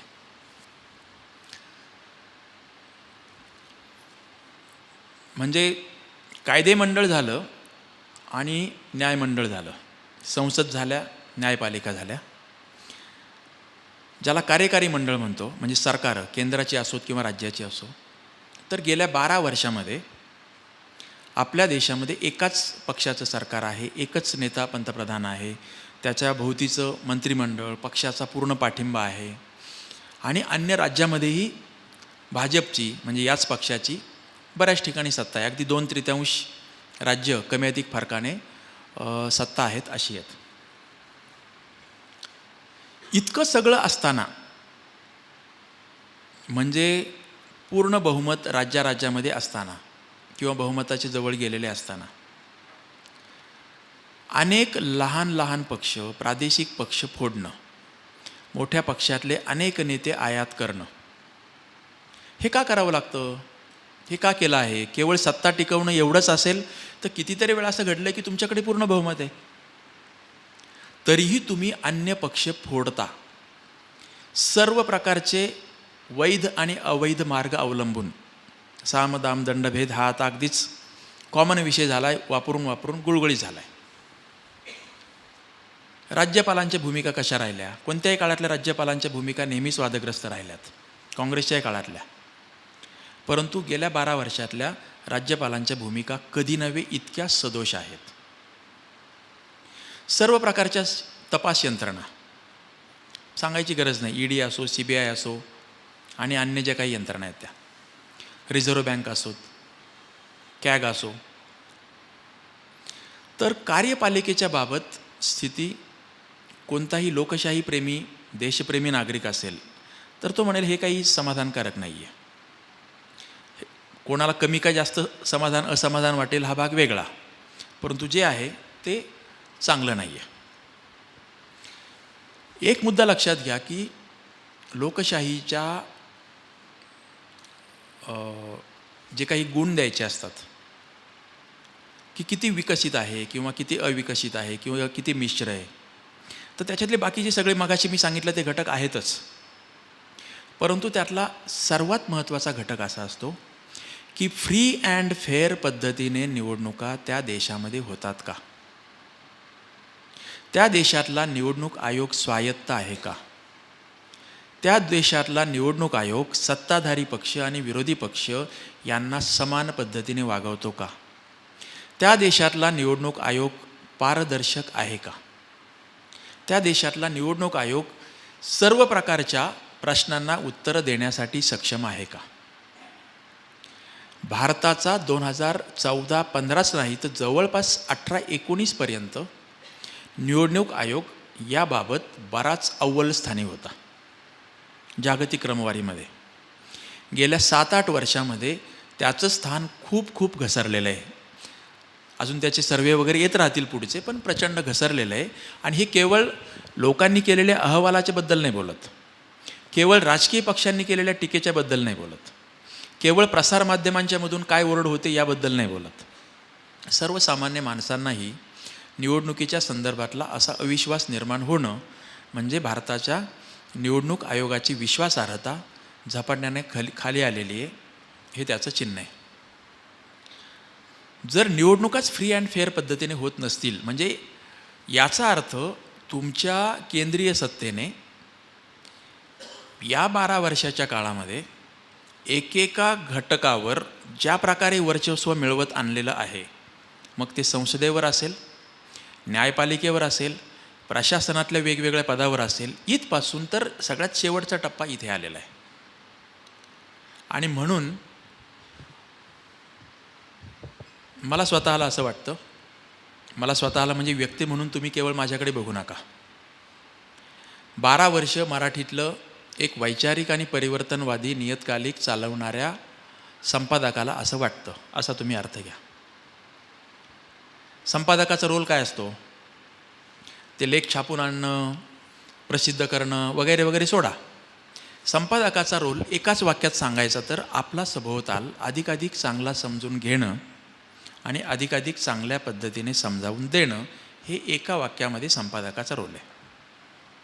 आणि संपादक जर प्रामाणिक असेल आणि त्याला जर ह्या देशामध्ये परिवर्तन व्हावं आणि देशाच्या संविधानाच्या चौकटीमध्ये व्हावं, सर्व प्रकारचं परिवर्तन असं जर वाटत असेल, आणि तो रोल मी ज्या साप्ताहिकाचं नेतृत्व करतो किंवा त्याच्या संपादक म्हणून काम करतो, ते देशाचं स्वातंत्र्य मिळालं तेव्हापासून तेच काम करते. भारतीय संविधानाच्या चौकटीत आमच्या या नियतकालिकाने आणि मी स्वतः सर्व पक्षांच्यावर, सर्व प्रवृत्तींच्यावर टीका केलेली आहे. मध्यवर्ती ठेवलेलं आहे संविधान. आजही आणि पूर्वी प्रमाण कमी का जास्त हा भाग वेगळा. त्यामुळे 12 वर्ष पूर्ण वेळ संपादन करणाऱ्या व्यक्तीचं त्या संस्थेच्या मधून झालेलं आकलन असं सांगतं आहे की 12 वर्षामध्ये भारताच्या लोकशाहीची अवस्था, अनेक काही चांगल्या गोष्टी दाखवता येतील, त्याचं वेगळं मूल्यमापन होईल. आपला आजचा विषय आहे लोकशाहीच्या संदर्भात. आणि अनेक चांगल्या गोष्टी जेव्हा मी म्हणतो तेव्हा तात्कालिक काही गोष्टी चांगल्या दिसतात, पण दीर्घकालीन दृष्टीने त्या वाईट असतात. तर आपली लोकशाही अभूतपूर्व संकटात आहे, अडचणीत आहे. संस्थात्मक मोडतोड प्रचंड प्रमाणात झालेली आहे. आणि अशा पार्श्वभूमीवर जर या 50 गटातून 120च्या गटामध्ये जाण्याचा धोका निर्माण झालेला आहे, जगातल्या 50 देशाच्या गटातून 25 देशाच्या गटात जावं ही तुमची माझी सगळ्यांची इच्छा आहे, आकांक्षा आहे, अपेक्षा आहे. शक्य असेल तर आपल्याच हयातीत व्हावं असं वाटतं, नसेल तर भविष्यात कधी का होईना व्हावं असं वाटतं. परंतु प्रामाणिकपणे मला विचाराल तर मी म्हणेल की आपल्यासमोर आपण ह्या 120 देशांच्या गटामध्ये जाण्याचा धोका निर्माण झालेला आहे. हा धोका जर टाळायचा असेल, वरच्या 25मध्ये जाण्याचं स्वप्न थोडं बाजूला ठेवा, पण खाली 120 गटामध्ये जाण्याचा धोका टाळायचा असेल तर काय करायला हवं? तर या देशातल्या लोकशाहीच्या 4थ्या आणि 5व्या स्तंभाची युती व्हायला हवी. 4थ्या स्तंभाला भारताच्या संविधानामध्ये स्थान नाही. 4थ्या स्तंभाला म्हणजे पत्रकारितेला आजच्या भाषेमध्ये प्रसारमाध्यमांना, पूर्वी केवळ वृत्तपत्र होती, नंतर मग आकाशवाणी आली, TV आले, खूप वेगवेगळे चॅनल्स आले, आता सोशल मीडिया आहे, नियतकालिका आहेत, इव्हन पुस्तकं लिहिणार आहेत. हे सगळे सर्व प्रकारचे प्रसारमाध्यमं म्हणजे कोणताही विचार जनतेपर्यंत पोहोचवतात, प्रसार करतात, ती प्रसारमाध्यमं असं आपण म्हणू.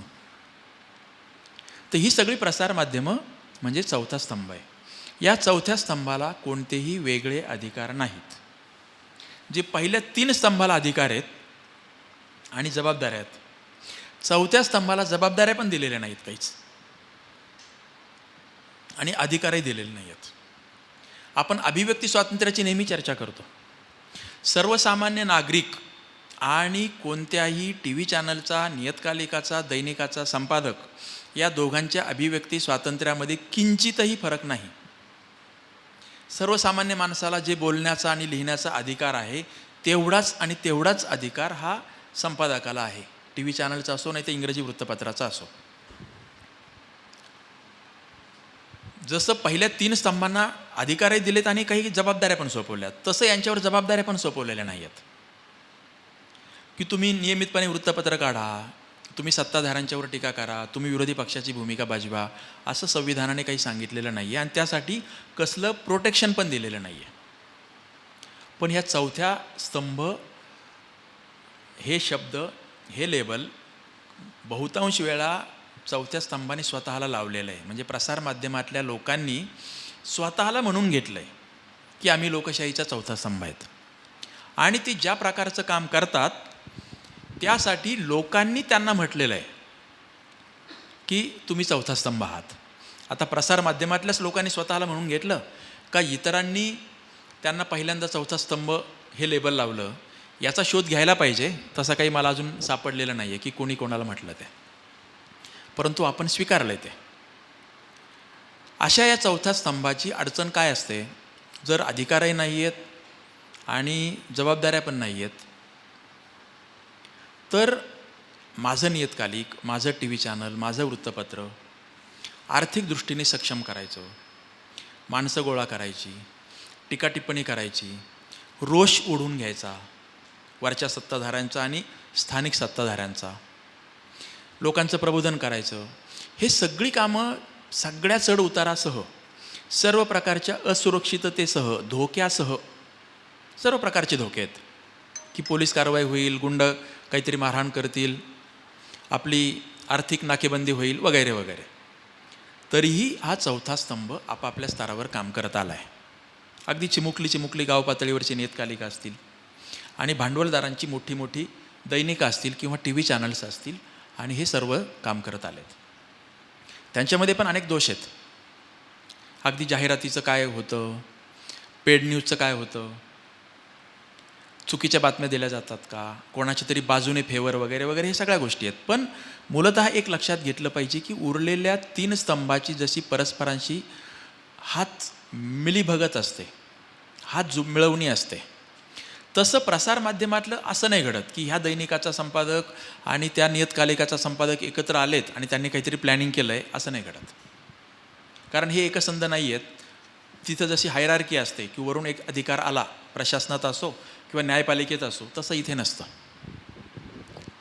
त्याच्याही मी तपशिलात जात नाही, पण चौथा स्तंभ अशा अस्वस्थ, अस्थिर, धोक्याच्या काळातही आपापलं काम करत आलेलं आहे.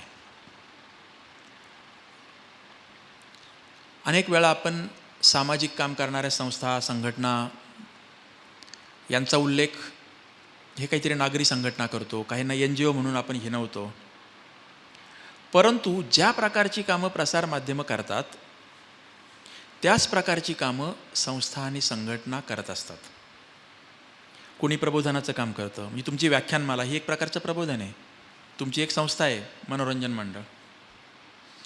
कोणी रचनात्मक काम करतं, आरोग्यासाठी प्रश्न लोकांचे आणावेत, कोणी पर्यावरणासाठी, कोणी महिलांच्या सक्षमीकरणासाठी, कोणी लहान मुलांसाठी, कोणी शिक्षणासाठी. काही संघर्षाची भूमिका पार पाडतात. विशिष्ट प्रश्नावर मोर्चा काढणं, आंदोलन करणं, निषेध सभा घेणं, म्हणजे प्रबोधन, रचना आणि संघर्ष, तीनही प्रकारचं किंवा 3पैकी 1-2 प्रकारचं काम करणाऱ्या त्या सगळ्या संस्था आणि संघटना हे जे काही काम करतात ते त्यांच्यावर सोपवलेलं नाही. कोणी सरकारने सोपवलेलं नाही आहे. त्यांनी चांगलं केलं म्हणून सरकार त्यांना बक्षीस देत नाही आणि वाईट केलं म्हणून सरकार त्यांना शिक्षा करत नाही आहे.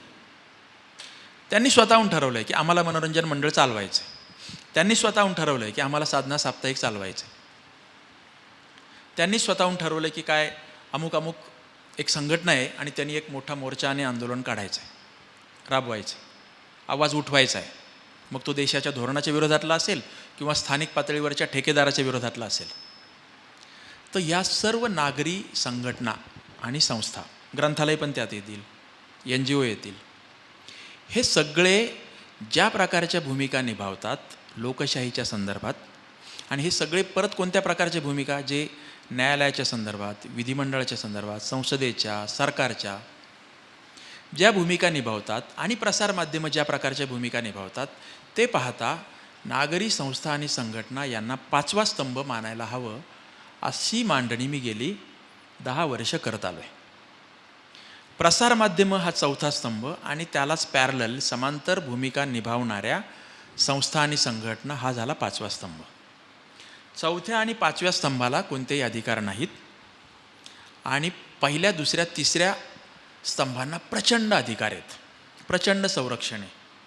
1ल्या, 2ऱ्या, 3ऱ्या स्तंभांना कसल्याही प्रकारची आर्थिक तरतूद करायची नाही आहे. जनतेच्या करातून आलेल्या पैशाच्या सहाय्यावर, आधारावर त्यांना सगळी कार्यवाही करायची असते. त्यांना कायदा त्यांच्या बाजूने असतो, नियम असतो. त्यांनी ठरवलं हे करायचं तर ते करू शकतात, त्यांनी ठरवलं नाही करायचं तर नाही करायचं. या प्रकारच्या कोणत्याही सुविधा 4थ्या आणि 5व्या स्तंभाला नाहीत. पाचव्या स्तंभाची अवस्थाही तशीच आहे. जसं मी बोललो की चौथा स्तंभ अनिश्चित, धोकादायक, आर्थिक कटकटीमध्ये काम करतो, तसंच पाचव्याचाही सगळ्या संस्था आणि संघटना कोणाला तरी ग्रँट मिळते, कधी गव्हर्नमेंटची क्वचित काही विशिष्ट कामासाठी असते, पण ते म्हणजे महासागरातून लोटाभर पाणी काढावं अशी ती ग्रँट असते. क्वचित काही फंडिंग एजन्सी असतात, देशातल्या असतात, विदेशातल्या असतात, काही व्यक्तिगत देणग्या असतात. परंतु 99% संस्था आणि संघटनांची अवस्था आर्थिक बाबतीमध्ये असमाधानकारक असते, वाईट असते.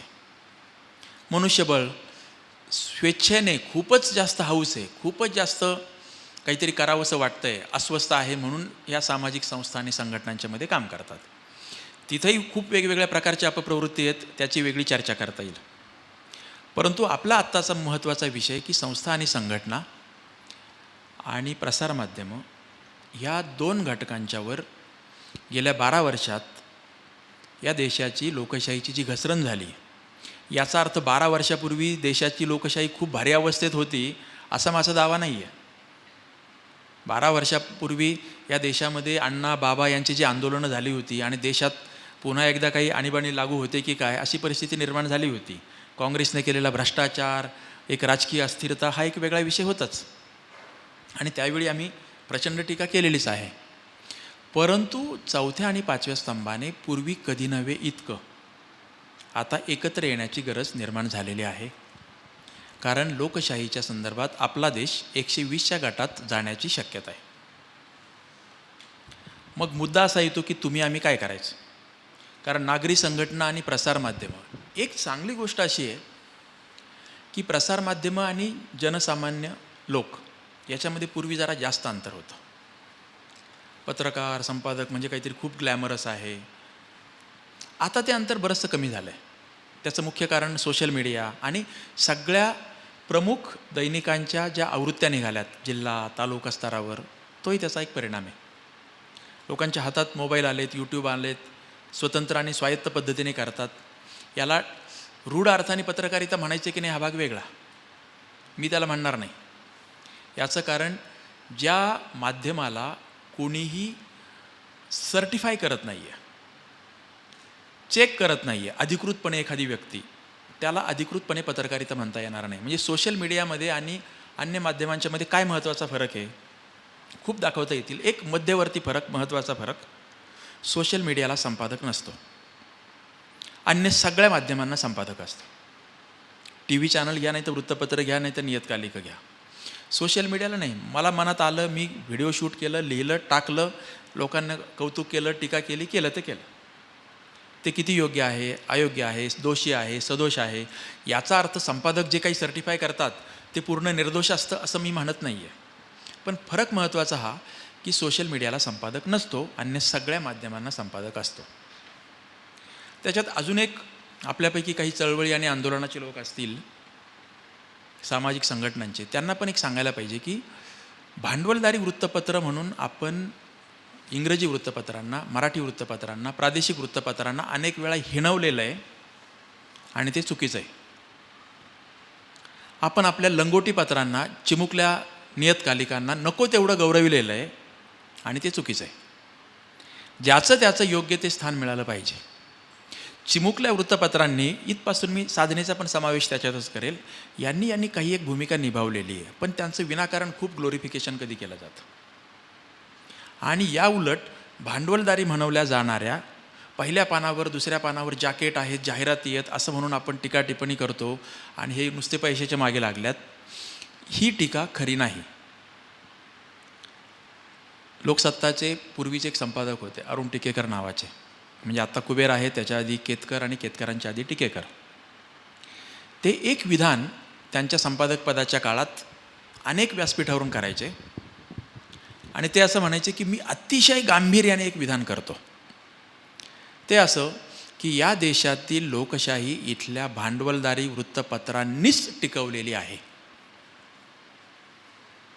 आणि ते कोणालाही स्फोटक वाटेल, पण ज्या टिकेकरांनी टाइम्स ऑफ इंडियाचा इतिहास लिहिण्याचं कामही केलं, मुंबई विद्यापीठाचा इतिहास लिहिण्याचं काम केलं आणि 1 दशकापेक्षा अधिक काळ एका दैनिकाचा संपादक म्हणून काम केलं, अशा त्या संपादक असलेल्या अभ्यासकाचं म्हणणं होतं. त्यामुळे भांडवलदारी वृत्तपत्रांच्याकडे त्यांच्या सगळ्या मर्यादासह आपण बघितलं पाहिजे त्यांचं योगदान.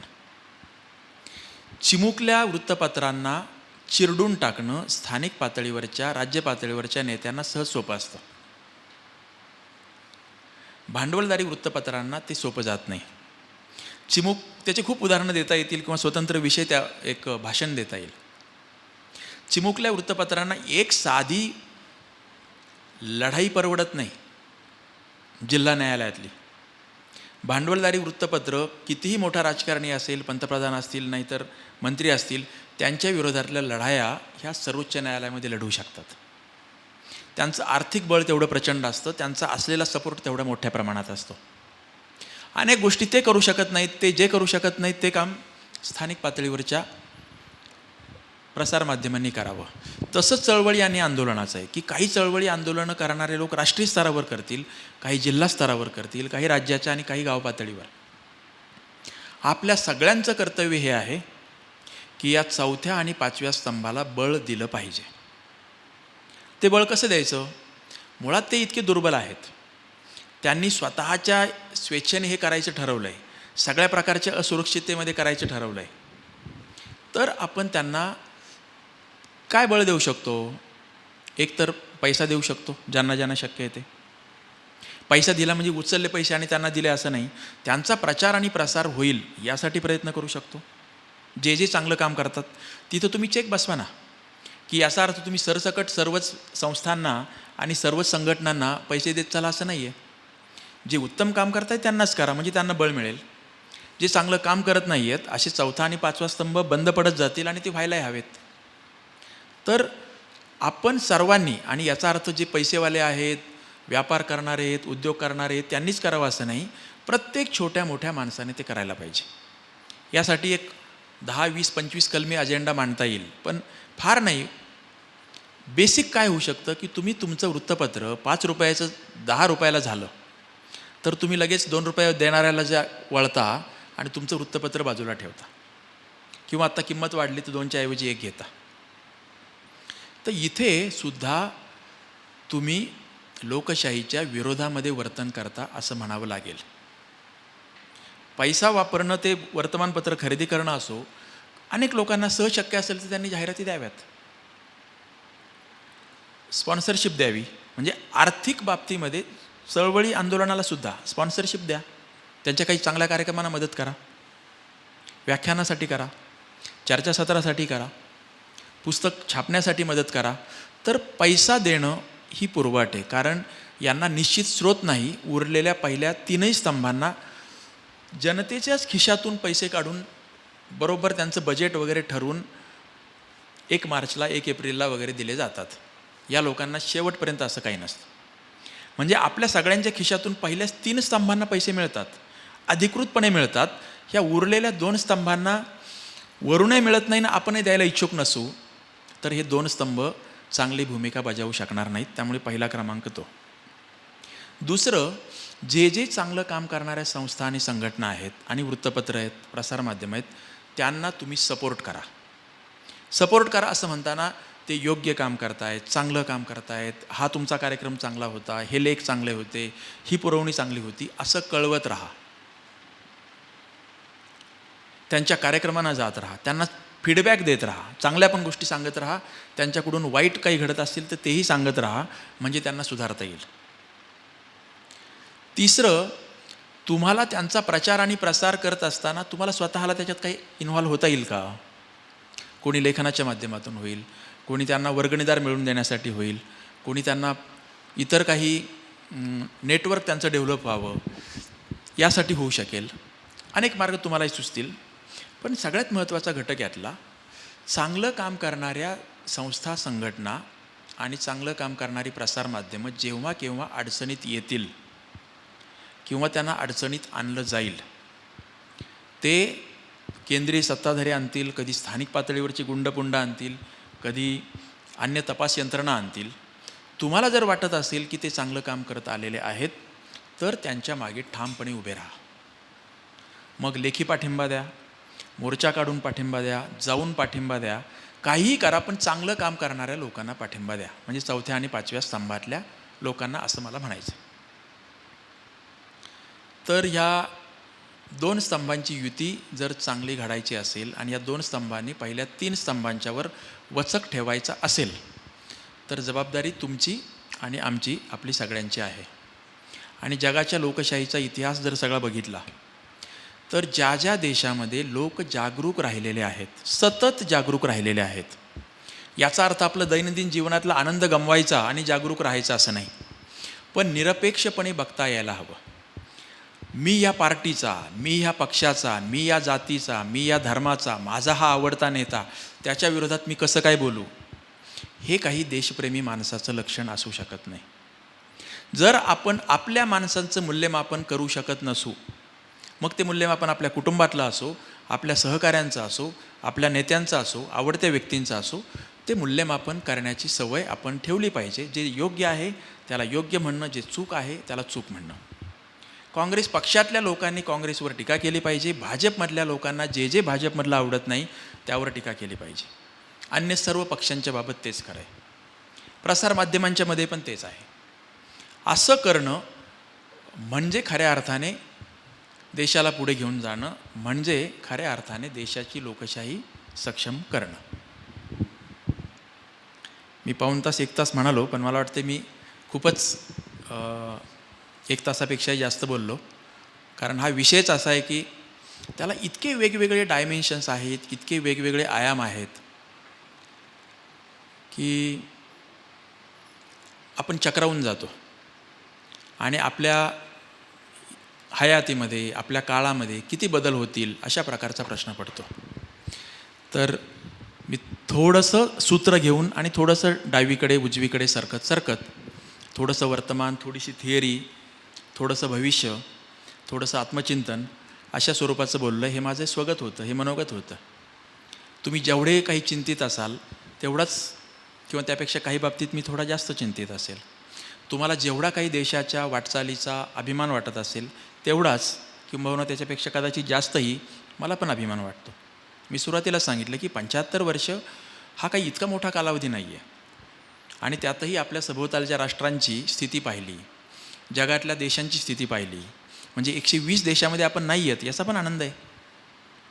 त्यामुळे हा 120 देशामध्ये नाहीत याचा आनंद साजरा करू आणि त्या 120 देशामध्ये जाण्यापासून रोखू, याच्याबद्दल सावध राहू आणि वरच्या 25 देशांच्या गटामध्ये जाऊ असं स्वप्न पाहू.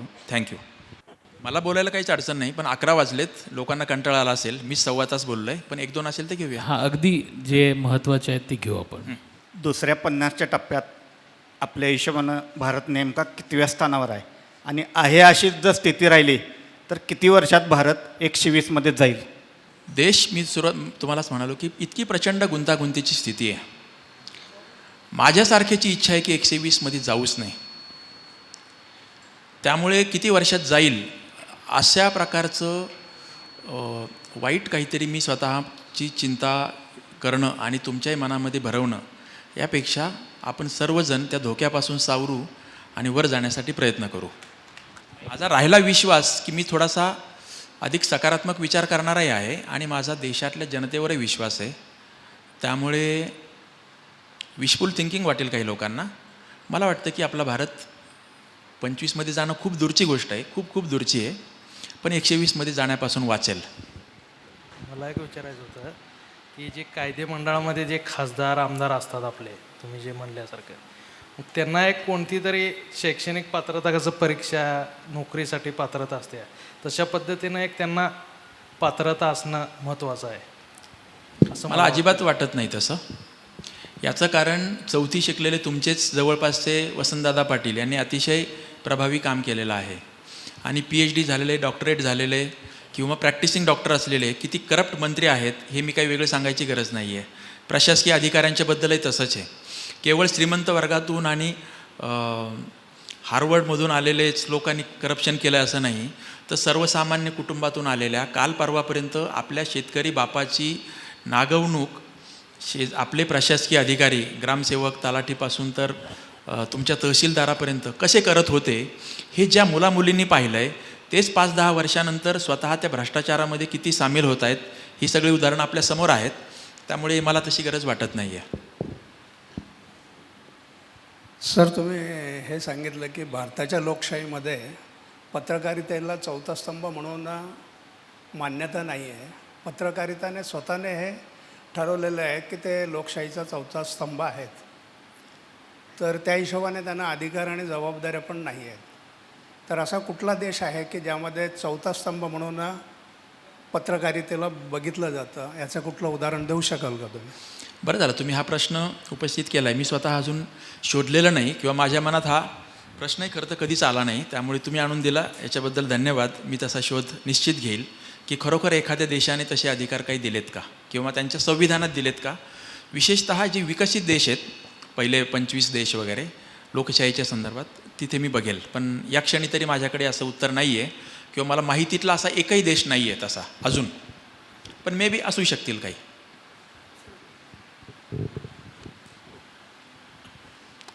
आता एक तासभर आपण जो चर्चा करतोय हा खरोखर चिंतनशील विषय आहे. तर सर्वसामान्य व्यक्तींना आता मनात जो धगधगता विषय आहे तो आहेच. जागतिक लेवलला सुद्धा कमी जास्त प्रमाणात सगळीकडे हाच प्रकार आहे. आणि तुम्ही आता म्हणताना मगाशी म्हटलात 4थ्या आणि 5व्या स्तंभाने एकत्र येऊन काम करायला पाहिजे. खरं त्यांनी एकत्र यायला 4थ्या स्तंभावर आता प्रचंड दडपण आहे. त्यांच्याशी हात मिळवणी करून 5व्या स्तंभाने सुद्धा त्यांनी सहकार्य केलं तर ती देश सुधरू शकेल का? नाही, शेवटचं वाक्य ऐकायला नाही आलं. 4था आणि 5व्या स्तंभाने एकत्र येऊन काम केलं पाहिजे असं म्हणतात. परंतु तेवढाच 4थ्या आणि 5व्या स्तंभात सोडून काम करायला किती वेळ लागेल? आणि त्याच्यापेक्षा मला वाटतं ह्या 4थ्या आणि 5व्या स्तंभापेक्षा आता एक 6वा स्तंभ मी म्हणतो सोशल मीडियामुळं लोक खूप जागृत व्हायला. सोशल मीडिया मला मी 4थ्यामध्ये केलं आहे ना, समाविष्ट केलं आहे ना. केला हां, खरं सोशल मीडियानं खूप आता प्रगती व्हायला असं मला वाटतंय. आणि परिस्थिती स्फोटक आहे. काय सुधारायचे चान्सेस आहेत? सोशल मीडियाने चांगले जसे फायदे होतात तसे वाईट फायदे पण वाईट गोष्टी पण घडतात. विशेषतः त्याच्यावर कोणाचंच कंट्रोल नसल्यामुळे. म्हणजे आता सोशल मीडियाने बघा, परवाची काय होती बातमी, तर पंतप्रधानांनी जे काही गेल्या आठवड्यात घोषणा केल्या की तेलाचा वापर करा, कसा करा किंवा करू नका, तर द हिंदूसारख्या एका प्रतिष्ठित दैनिकाचं 1960च्या दशकातलं एक पान काढलं, इंदिरा गांधींचा फोटो, आणि इंदिरा गांधींनी तसंच आवाहन केलं होतं. अशी हुबेहूब कॉपी ही सोशल मीडियावरून प्रचंड फिरली आणि द हिंदूला लगेच त्याच दिवशी घोषित करावं लागलं की हे फेक आहे, हे चूक आहे. आणि त्याला प्रतिवाद म्हणून, म्हणजे ते जर कोणीतरी भाजपच्या लोकांनी केलं असेल, मोदींच्या समर्थकांनी केलं असेल, तर दुसऱ्याच दिवशी देवेंद्र फडणवीसांच्या वर ते काय 32 पोळ्या 35 पोळ्या तुमच्यापर्यंत आलेलं आहे सगळं. आता हे पण फेक होतं. आणि किती हुबेहूब ती तरुण भारतची बातमी वगैरे केली. आणि ते संपलं नाही तर काल लोकसत्तेच्या वर जी बातमी होती की काय, तिथं एकदमच भंपक होती, त्याला काय अर्थ नाही, पण राहुल गांधींचा फोटो तिथं चिकटवला. आता हे तर AIचा वापर करून सोशल मीडिया अजून कुठे जाणार आहे? हॅलो,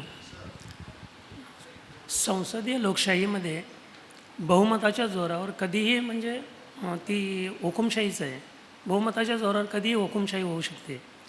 तर या तिन्ही संस्थांवर वचक आणण्यासाठी 4था आणि 5वा स्तंभ एकत्र यायला पाहिजे. बरं झालं कल्पना चांगली आहे, पण यासाठी घटनात्मक काय तरतूद करता येईल काय? त्यासाठी तुम्ही काय करू शकता? नाही, आता हा जो मुद्दा आहे ना, बरं झालं तुम्ही विचारला. जो मी एक मुद्दा विवेचनात गृहीत धरला होता की मी सांगेल, पण तो मी विसरलो.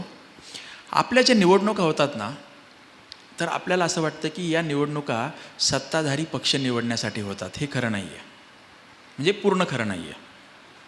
आपल्या निवडणुका कायदेमंडळ निवडण्यासाठी होतात. पहिलं काम काय निवडणुकीचं, तर कायदेमंडळ निवडणं.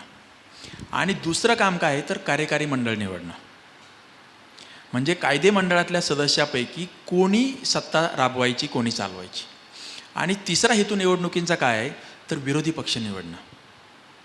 विरोधी पक्ष हा कामापुरता नाही, नुसता नावाला नाही आहे किंवा सत्ता मिळाली नाही म्हणून तो विरोधात बसला आहे असं नाही आहे. भारताच्या संविधानाला विरोधी पक्षावर जबाबदारी आहे. किंबहुना निवडणुकीतून जे उमेदवार निवडायचे तर त्यापैकी एका गटाला सत्ताधारी आणि एका गटाला विरोधी पक्षाची भूमिका आपल्या संविधानाने बजावायला सांगितलेलं आहे. फक्त मुद्दा एकच की कोणाला सत्तेवर बसवायचं आणि कोणाला विरोधात बसवायचं. तर 50% जो जागा जास्त घेऊन येईल त्याला सत्तेत बसवायचं आणि 50पेक्षा कमी जागा घेऊन येईल त्याला विरोधी पक्षात बसवायचं, असं आपलं संविधान सांगते. आणि म्हणून विरोधी पक्षाच्या सदस्यांना अधिकार आहेत. असं नाही आहे ना की निवडून आले त्याने आता सत्ता यांची झाली, मग ह्या खासदारांना, आमदारांना, विरोधी पक्षांना स्थानच नाही, असं नाही आहे ना. त्यांना तर सगळी कामं आहेत. विरोधी पक्षनेत्याला अधिकार आहेत, त्यांच्या खासदारांना पण अधिकार आहेत, त्यांच्या आमदारांना आहेत, इव्हन त्यांच्या नगरसेवकाला आहेत. त्यामुळे विरोधी पक्ष निवडणं हे निवडणुकीचं काम आहे, संविधानाचं आहे. जसं मी म्हणालो की तुमच्या आमदार खासदारांनी तुमच्या मतदारसंघापुरतं बघून चालणार नाही आहे, त्याचा तो रोल नाहीच आहे तेवढा. त्याचा रोल राज्य आणि देश असा आहे, आणि तो सगळ्या विषयावर. याचा अर्थ काय प्रत्येकानेच जाडे जाडे ग्रंथ वाचले पाहिजेत, अभ्यास केला पाहिजे असं नाही आहे. तुम्ही त्या ठिकाणी असाल तर अनेक गोष्टी फार पटकन समजून घेऊ शकता. नाहीतर वसंतदादा पाटील 4थी झालेली व्यक्ती राज्यपाल म्हणून कशी काय निभावू शकले असते भूमिका, मुख्यमंत्री म्हणून हे 25 खात्यांचा कारभार कसे काय निभावू शकले असते. ते काय थोडेच जाडे जाडे ग्रंथ अभ्यासत होते. सर्वसामान्य माणसांच्यामध्ये प्रचंड ताकद असती, त्याची उदाहरणं तुमच्या सभोवताली खूप आहेत. नमस्कार सर. सर, निवडणुकीच्या काळामध्ये मतदारांना वेगवेगळे आमिष दाखवून मतं विकत घेतली जातात आणि तिथं त्या निवडणुका व्यवस्थित होत नाहीत. मग त्या संदर्भामध्ये लोकशाहीच्या 4थ्या आणि 5व्या स्तंभाची ह्यांना म्हणजे 5ही स्तंभांना सगळं माहीत आहे की इकडं पैसा वाटला जातो आहे, अनेक आमिष दाखवले जातात. मग ह्यासाठी काय करायला लागेल? समजा तुमच्या मतदारसंघामध्ये एक्स उमेदवाराने पैसे वाटलेत, ती बातमी तुमचा स्थानिक पातळीवरचा पत्रकार, संपादक किंवा न्यूजपेपर कधी छापू शकेल? जेव्हा त्याला भीती वाटणार नाही तेव्हा. म्हणजे त्यांचं काहीतरी लागे बांधे म्हणून तो छापणार नाही हा भाग सोडा, पण एखादा त्याची खरोखर इच्छा आहे की मला हे छापायचं आहे, तो कधी छापू शकेल? की जेव्हा त्याला भीती वाटणार नाही. पण त्याला जर भीती वाटत असेल तर ती बातमी छापणार नाही. मग त्याला भीती वाटू नये यासाठी जबाबदारी कोणाची? तर त्याला स्थानिक पातळीवरच्या या नागरी संघटना जर मोर्चा काढेल किंवा आपल्याला स्थानिक पातळीवरचा उमेदवार गुंड आपल्यावर पाठवेल किंवा आपल्याला दहशत बसवेल अशी भीती त्याला जर असेल तर तो ती बातमी छापणार नाही. आणि मी असं करूनही ती आपल्या नादी लागणार नाही आहेत, कारण माझ्या बाजूने जनता आहे, माझ्या विरोधात नागरी संघटना उभं राहतील, अन्य प्रसारमाध्यम उभं राहतील, मोर्चे निघतील, आंदोलन निघतील, लोक त्यांच्या विरोधात टीका टिप्पणीला उभं राहतील. असं जर प्रसारमाध्यमाला वाटलं तर ते अधिक चांगली भूमिका निभावतील. तसंच संस्था संघटनांचे, मी अमुक ठेकेदाराने ह्या ठिकाणी भ्रष्टाचार केला यासाठी आम्ही मोर्चा काढतोय आणि जाहीरपणे आरडाओरडा करतोय, अशी कोणती संघटना करेल जेव्हा त्यांना लक्षात येईल की रात्रीच आपल्यावर दहशत काही कोणी माजवणार नाही आहे, आपल्यावर हल्ला होणार नाही आहे, अशी खात्री वाटली तर करतील. माहिती अधिकार कायद्यांच्या किती हत्या झाल्या, किती त्यांच्यावर हल्ले झाले. जर जनतेचा पाठिंबा त्यांना अधिक मिळाला असता तर अधिक माहिती अधिकार कायदे पुढे आले, अधिकार कार्यकर्ते पुढे आले असते. आपल्याकडे गेल्या 10-15 वर्षामध्ये माहिती अधिकार कार्यकर्ते दिसत नाहीत फार आता, आणि त्यामुळे उलट माहिती अधिकाराचा कायदा वीक केला गेला या 10-12 वर्षाच्या काळात. तर त्याचं कारण आपण त्यांना पाठिंबा दिलेला नाही. माहिती अधिकार कार्यकर्ते ही 5व्या स्तंभाची भूमिका निभावत होते, आपण त्यांना सपोर्ट केला नाही, अनेकांच्या हत्या झाल्या, अनेकांना मारहाण झाली.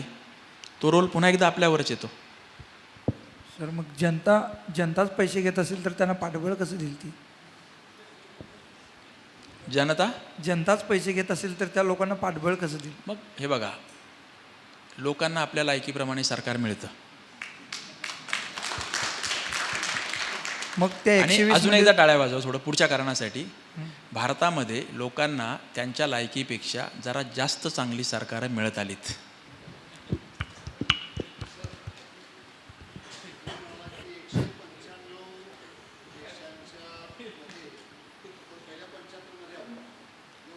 नाही, आपण पहिल्या 25मध्ये नाही आहेत, दुसऱ्या 50मध्ये आहोत. हां, बरं. हां,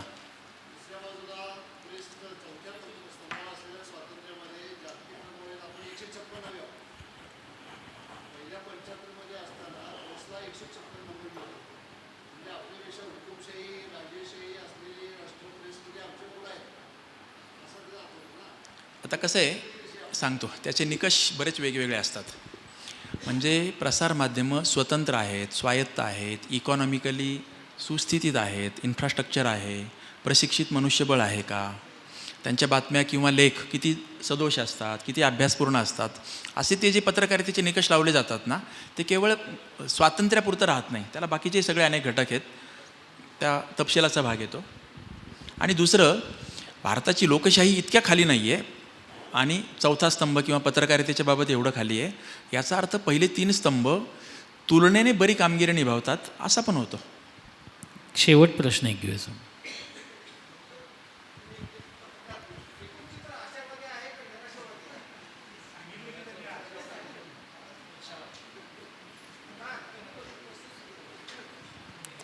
आपण पेला अर्धा भरलेला आणि अर्धा रिकामा असे आपण बोलत असतो ना. कोणी म्हणतं की अर्धा भरलेला आहे, अर्धा रिकामा आहे, त्यानुसार आशावादी निराशावादी ठरवतो. मला स्वतःला असं वाटतं की पेला अर्ध्याहून अधिक रिकामा आहे, पण अर्ध्याच्या वर घेऊन जाण्यासाठी आपल्याला संधी खूप जास्त आहेत, आव्हानं तुलनेने कमी आहेत, पण ती आव्हानं परतावून लावण्यासाठी आपण आळस करतो, मरगळ झटकत नाही आहे असं वाटतं. सर, माझा असा प्रश्न होता, आत्ताच्या राजकारणामध्ये सत्तेच्या खेळामध्ये काही 30 घरांनी 30 चेहरे आम्हाला बघायला मिळतात वारंवार. मग सत्तेचं विकेंद्रीकरण व्हावं याच्यासाठी काय करता येईल? तुमचं काय मत आहे? सत्तेचं विकेंद्रीकरण व्हावं यासाठी 73 आणि 74वी घटना दुरुस्ती, म्हणजे शहरातल्या स्थानिक स्वराज्य संस्था आणि ग्रामीण भागातल्या स्थानिक स्वराज्य संस्था, ही मोठं पाऊल टाकलं गेलं 1991-92च्या दरम्यान. त्याला आता ते 10 आणि हे 35 वर्ष झालीत जवळपास. आणि आता बहुतेक सगळ्या पक्षांनी हे मान्य केलं आहे की संसदेमध्ये 1/3 जागा महिलांना द्याव्यात आणि संसद आलं की विधानसभेतही येतील. त्यामुळे हे एक विकेंद्रीकरणाचं छोटं पाऊल आहे. आणि या देशामध्ये 30-35 वर्ष स्थानिक स्वराज्य संस्थांच्या निवडणुकामध्ये विकेंद्रीकरणाचे प्रयोग झाले. महिला निवडून आल्या तर काय करतील असं हेटाळणीने बोललं जात होतं, आता ते बोललं जात नाही आहे. परंतु मागचे 9-10 वर्ष महाराष्ट्रामध्ये स्थानिक स्वराज्य संस्थांच्या निवडणुकाच घेतल्या नव्हत्या. ही धोका संपलेला नाही याची खूण होती. प्रशासकाच्या बळावर तुम्ही 4 आणि 5-5 वर्ष राज्यातल्या सगळ्या नगरपालिका आणि विधान परिषदा, जिल्हा परिषदा तुम्ही चालू देता आणि महाराष्ट्रामध्ये एकही मोर्चा निघत नाही आहे. याचा अर्थ काय? याचा अर्थ सरकारने अधिकार दिलेत, पण त्याच्या विरोधात लढायला आम्ही कोणीच तयार नव्हतो. तर हे विकेंद्रीकरण व्हायला पाहिजे.